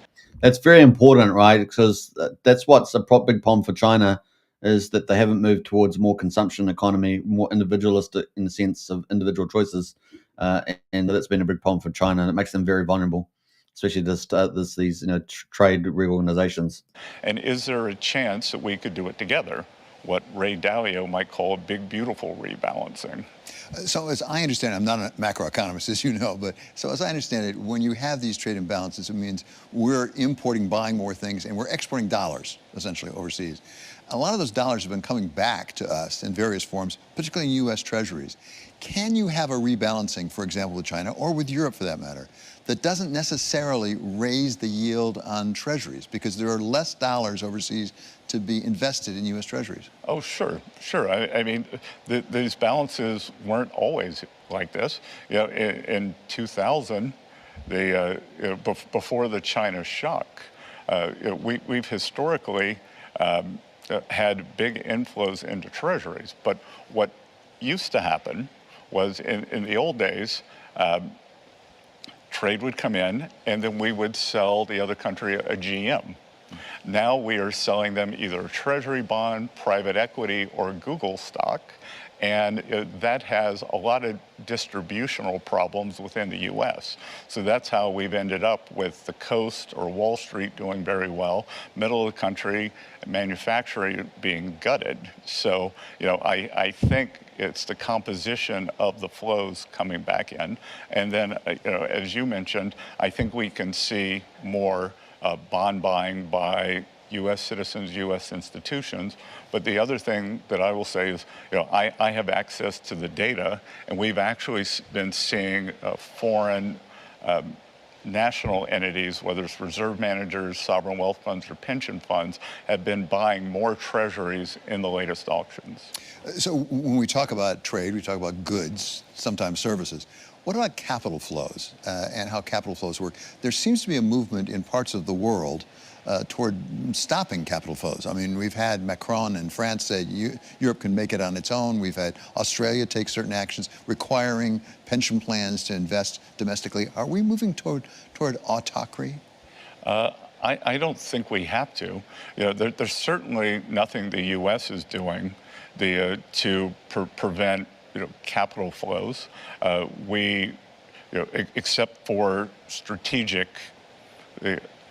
Except for strategic products, high value tech products. The rest, we want smooth capital flows globally.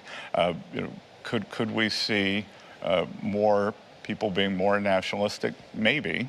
But again, as we saw with these trillions of dollars from these Middle East countries coming into the U.S., the U.S. is the premier destination for capital we are working to do everything we can on that.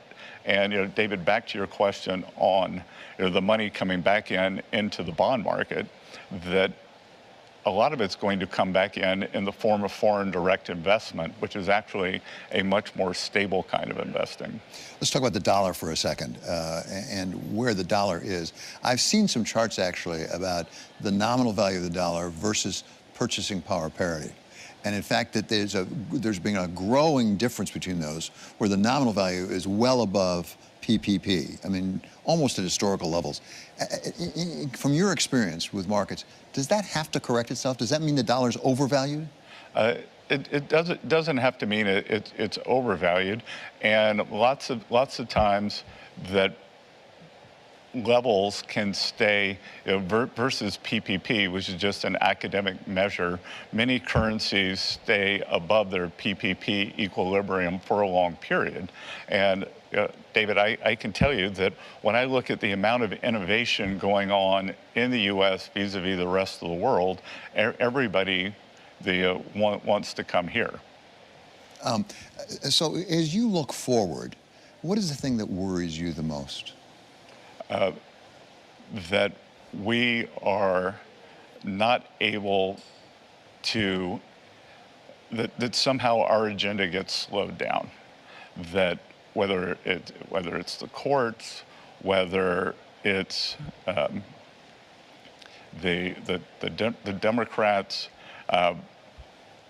that's really what worries me the most. And on deregulation, how long will it take till we actually see it in productivity? Well, I think we're going to see it in the economic numbers in the third and fourth quarter.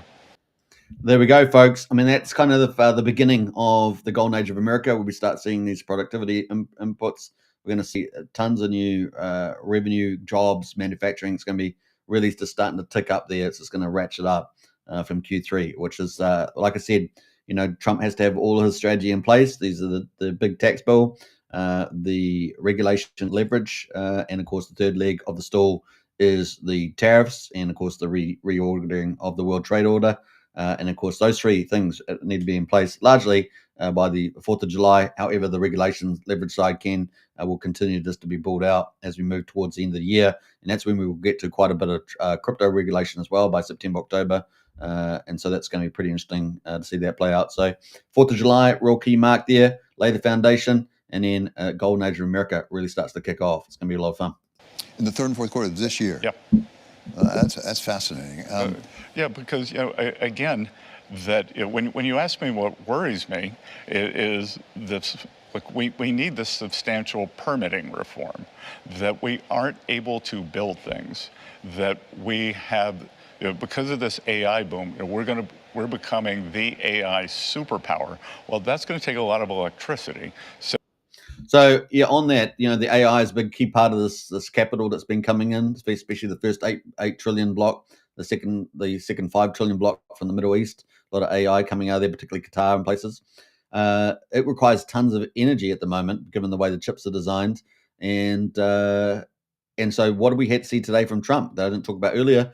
Well, he was signing all these executive orders and had all the executives for around the nuclear space, right? Nuclear power station builders. He had micro, mini nuclear power modular systems coming out with the CEOs there. He also had the raw materials for nuclear energy, uranium, things like that there as well, all in the Oval Office. That was today, and he was saying that that's opening up that whole new era of there to support particularly the relationships. And one of the key insights there was that the AI manufacturing firms were going to these nuclear energy suppliers to get potentially dedicated nuclear modules to actually fund to supply the energy for their AI systems. I mean, this is really huge, guys. This is our next level movement in a modern economy. It is crazy, crazy stuff. So, imagine having modular nuclear power supply for a big AI warehouse, for example, of machines. Pretty crazy stuff. Yeah, absolutely. And you get that, low cost, relatively high energy output. You don't have to worry about intermittent energy like wind or solar. You don't have to worry about gas supplies or coal supplies, or how far you're transporting that energy. You can modularize it next door to your big high-tech AI factory. This is game-changing stuff. And that was all today. So really, really big stuff there is happening. And of course, the mainstream media is not informing anybody about these things. And of course, that's why when it all starts happening in third quarter, fourth quarter, everyone's going, "Whoa, what happened? I was told by the mainstream media this was all terrible. We're going to be, going to have terrible equity. Everyone's going to be poverty and all that." And yet here we are in the golden age of America, and they're going, "What happened? What happened?" So yeah, it's going to be pretty crazy. So you're going to need energy pipelines. You're going to need transmission, and the fact that it takes 3, 6, 7 years for the permitting. So what worries me is that somehow we get bogged down in a legal morass, because this administration is really trying to get America back to building again. So instead of 5 to 7 year permits, which you had under the Democrats, you had this net zero and climate change fake narrative, right? You actually now going to get the permitting. They're trying to get it around really quick, potentially within 6 to 9 months, probably. And then, of course, then you can have build outs, right, which are going to be really fast. So whatever traditionally people thought might build a certain type of factory or production, that may have been 2 years or 4 years, something like that, maybe even longer for more complicated manufacturing. They're going to try and get down even faster. You're talking about 9 to 18 months. I mean, we're probably going to change the whole estimate paradigm for how fast things get built, as well as permitting. And so you're going to start seeing this huge, uplift in LNG plants and all sorts of nuclear plants and all sorts of stuff. It's going to be crazy, how much faster. And of course, that's going to ramp up economic growth in the golden age of America, get these high GDP rates, end up, even with the tax bill lowering tax rates, end up getting a bigger tax take for the federal bill, meanwhile cutting all the cuts with Doge, and of course addressing that $2 trillion deficit. $1 trillion is going to interest costs. This is the Democrats and the old GOP Uniparty that did this to America. It was crazy stuff. So yeah, it's going to be pretty fun to see it all this play out. Now, the Democrats aren't going to get away with it all, right? They're going to try and go through the court system to deal with a lot of this. But they're also going to have problems with themselves being up in court. There's going to be, I think, many Democrats and some Republicans that will be held to account for some of these fraudulent kickback projects that were inside the USAID and things like that. So it's not all going to go their way. It's going to be interesting to see how all that plays out, and that's going to play out in the next, the year or two, as the evidence gets mounted and the court cases start being made. I think we're going to see that from Pam Bondi, the U.S. attorney. It's going to be pretty interesting. One of the things that people are interested in is the sovereign wealth fund. I remember, actually, as I recall, seeing President Trump sign an executive order with you in the Oval Office, and talking about it at the time. Where does that stand right now? Because some people say, if you're really going to try to build the wealth of the United States, you're better off cutting the deficit than borrowing money to put it in a sovereign wealth fund. Yeah, I think the president decided that it's on pause while we work on everything else that we're doing now. So, and he said the other day that we'll probably spend more time paying down debt. He is laser focused on paying down debt. And you're prepared. So remember those key 3 things that Trump is trying to deal with that the Democrats and the old Republican Uniparty made, right? The big debt, the U.S. debt, 37 trillion and growing.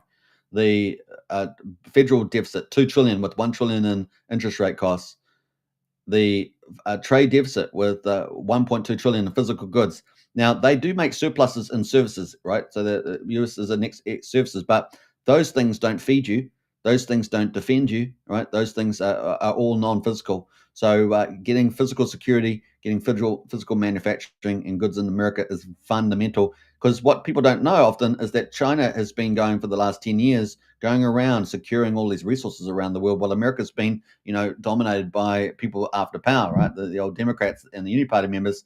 And so they haven't been doing that. And this is what Trump is scrambling to do, is to secure resources, including rare earths, material for nuclear power stations, all this sort of stuff, copper, it's all out there that they're trying to scamper now, because Trump's been going, China's been going around securing deals in Australia and South America and Africa and the Middle East, right? While America was just not even looking at it. So just digging itself deeper. So this is absolutely fundamental.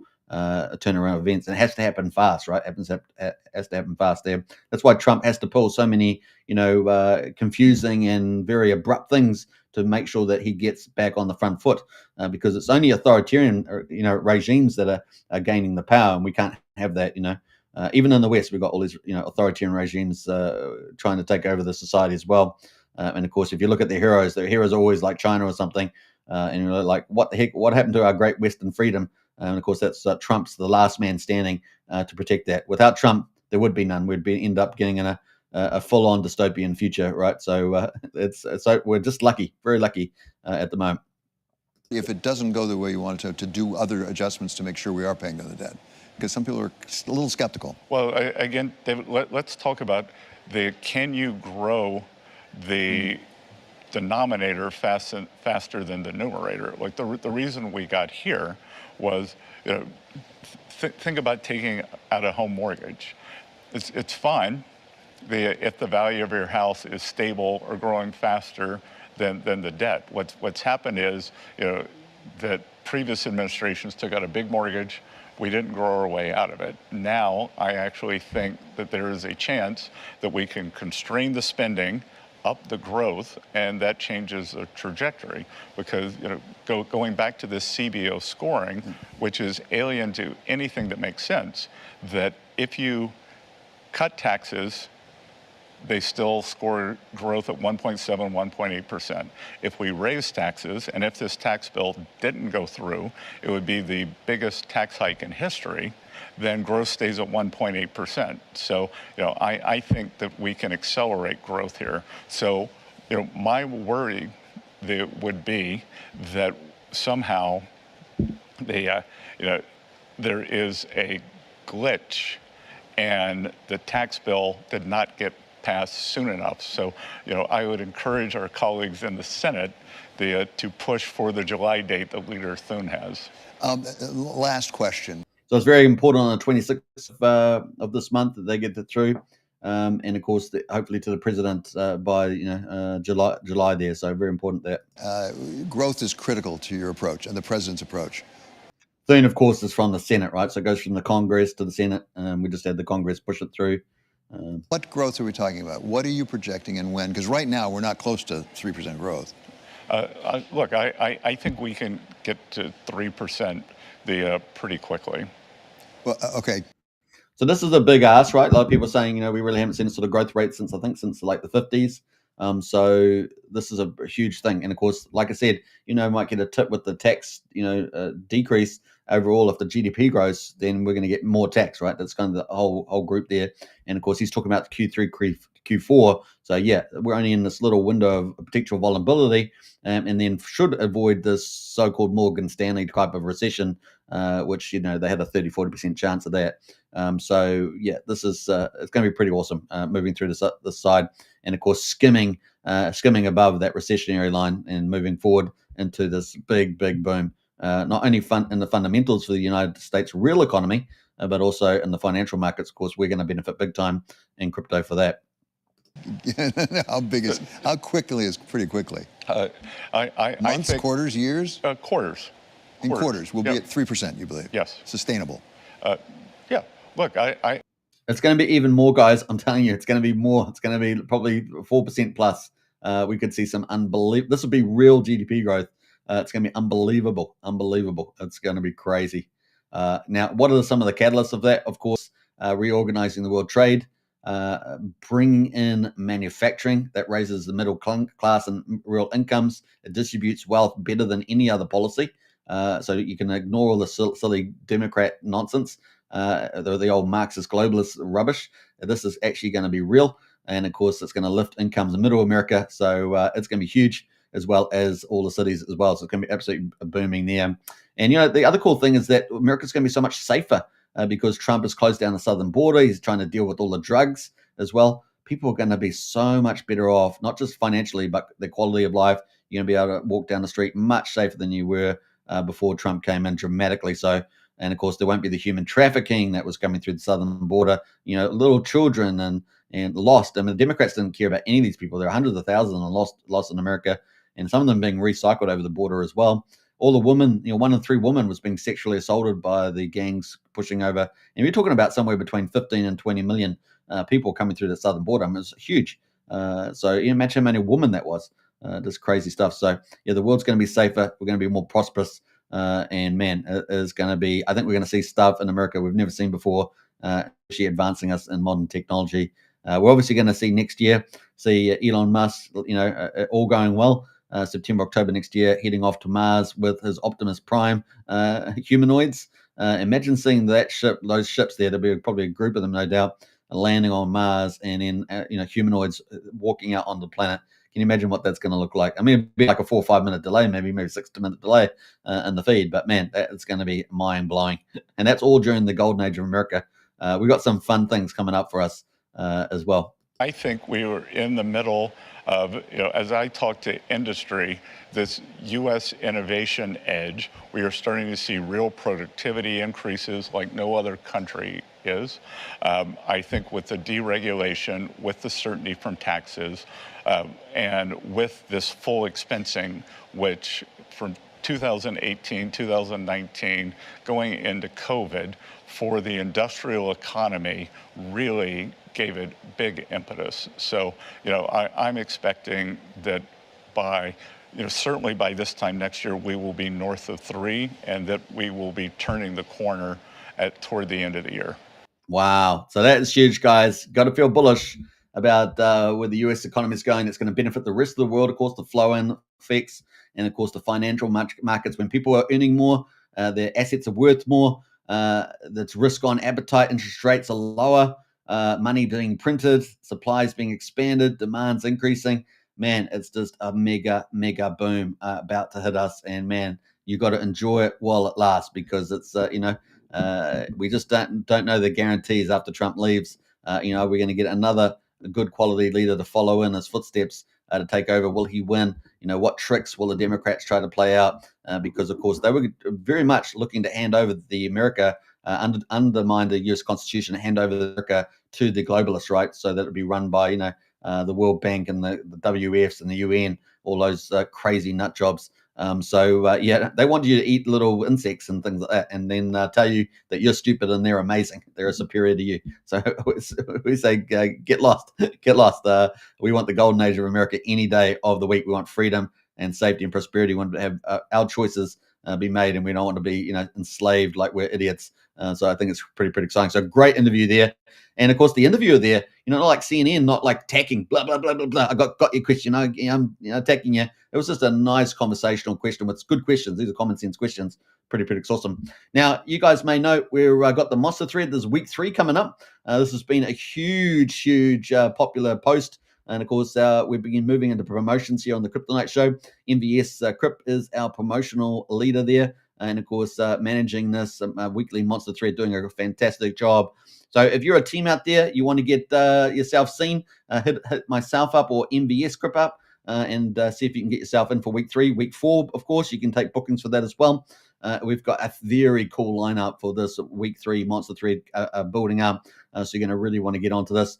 We're going to have some other cool stuff coming up as well. X Spaces and Telegram Spaces coming up. You're going to really want to get in there, hear from some of the best teams out there, some of the best stuff happening in PulseChain. And of course, as you guys know, we've been here, 6 years or something. We're consistent, and it's going to keep going. And we've got some new things coming out above that as well. So you're going to really enjoy the roadmap as we play our part in helping, PulseChain win. And of course, it's going to be a wonderful win-win situation there. So big shout out to MVS. If you want to hit them up, definitely, check it out. So that's week 2 Monster Thread right there. And of course, hit them up today if you want to get in by a Sunday. So let us know. All right, so that is the week 2 Monster Thread. Big shout out to MVS Crypt, or Crypt MVS as he might be called, doing a fantastic job out there. All right, what else I was going to say was finally, let's talk about the title of the video, which is kind of the key part.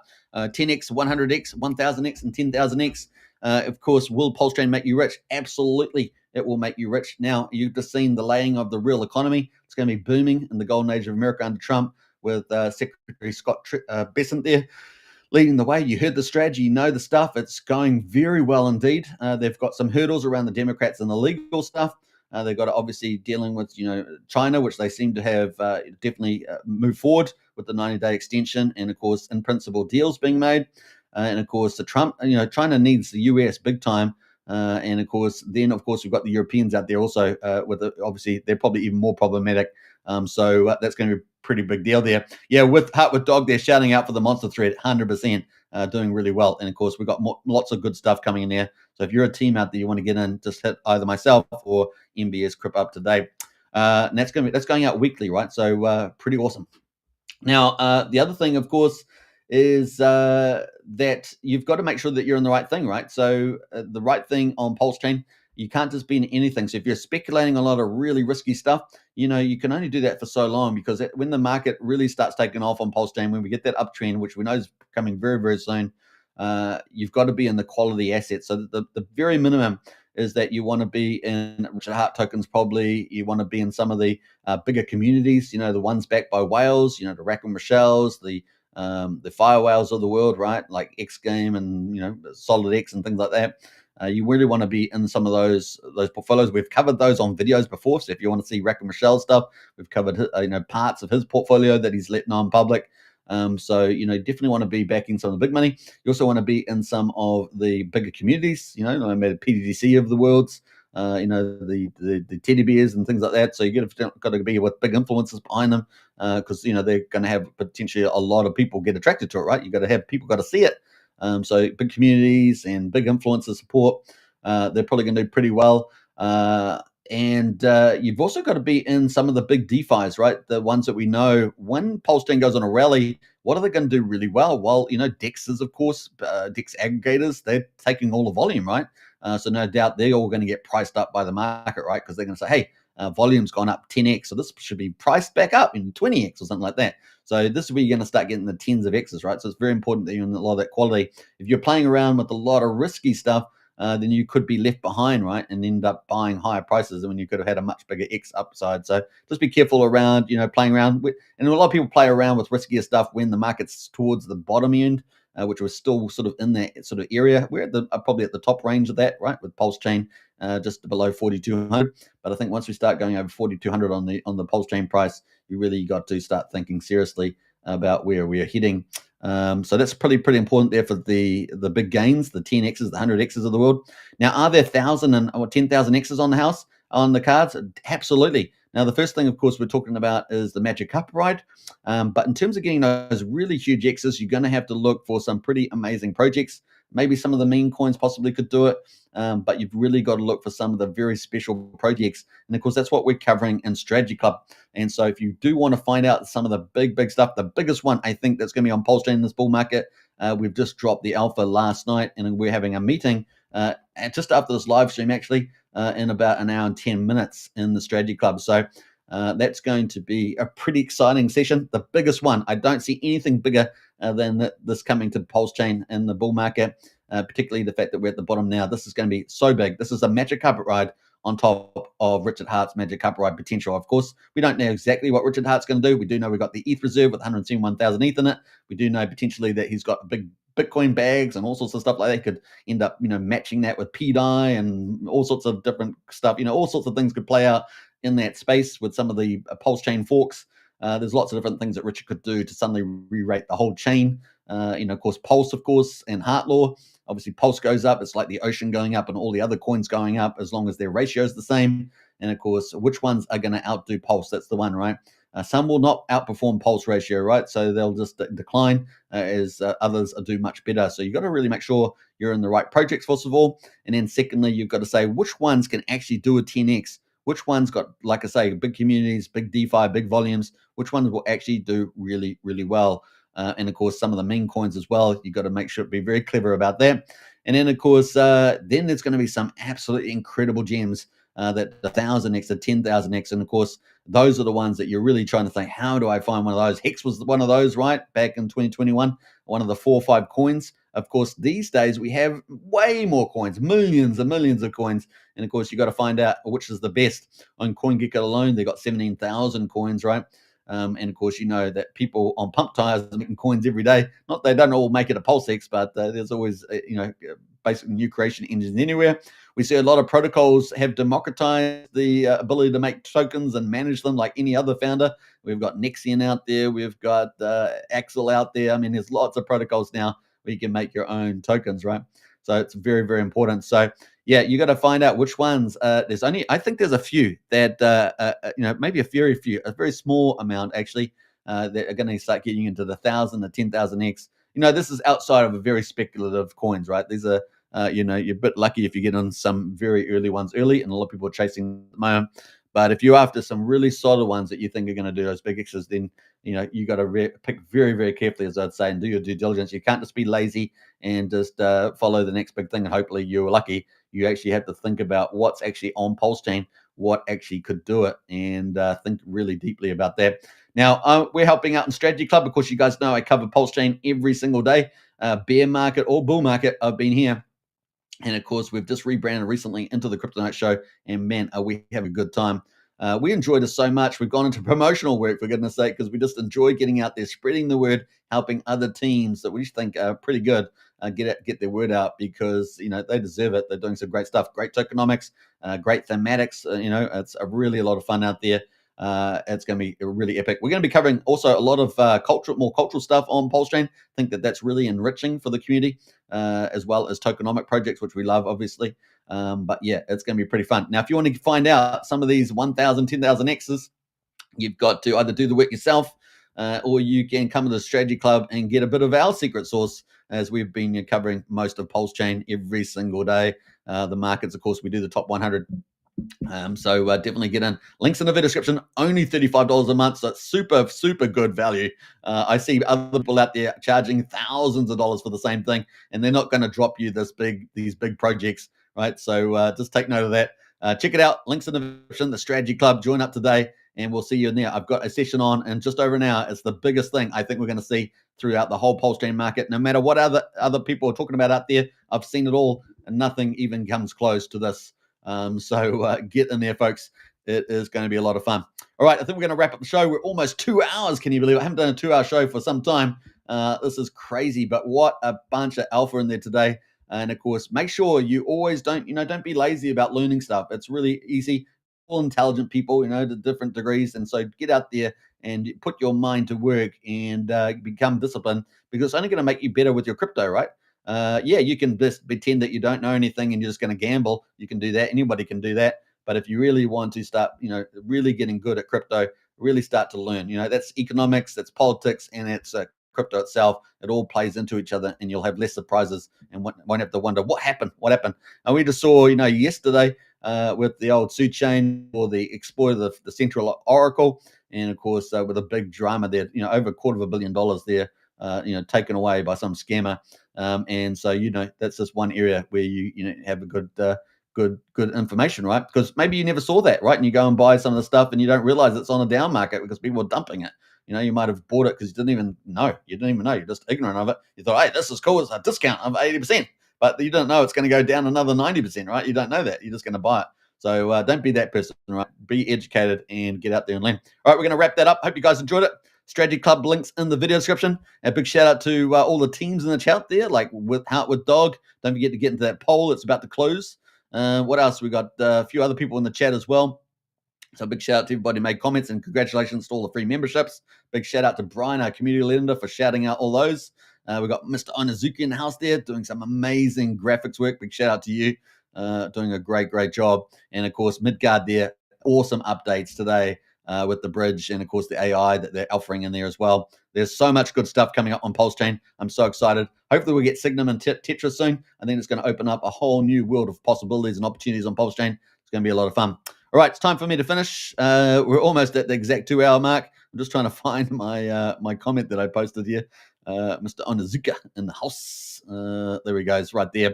All right, take care, everybody. Enjoy the show. I'm going to leave you some alpha on the way out, because it's how we like to do with the market cycles here. From Raoul Paul, the billionaire that unfortunately had 70% of his bags on PulseChain. And let's check him out on the way out. Peace out. Enjoy you guys' day. And I'll see you either in Strategy Club in about an hour, or see you on the live stream tomorrow as usual. And of course, if you want to get on the monster thread, get out there, hit me up, or MBS Crypt. It's going to be a lot of fun. Things are just ramping up on PulseChain. It's going to be absolutely huge. And I see monster huge, as we say. All right, bye for now. Yeah, I'm back here because I just can't leave. What is this? I'm crazy. All right, take care, and we'll see you on the next one. Bye. Not a mystery. It is a repeat of the debt cycle.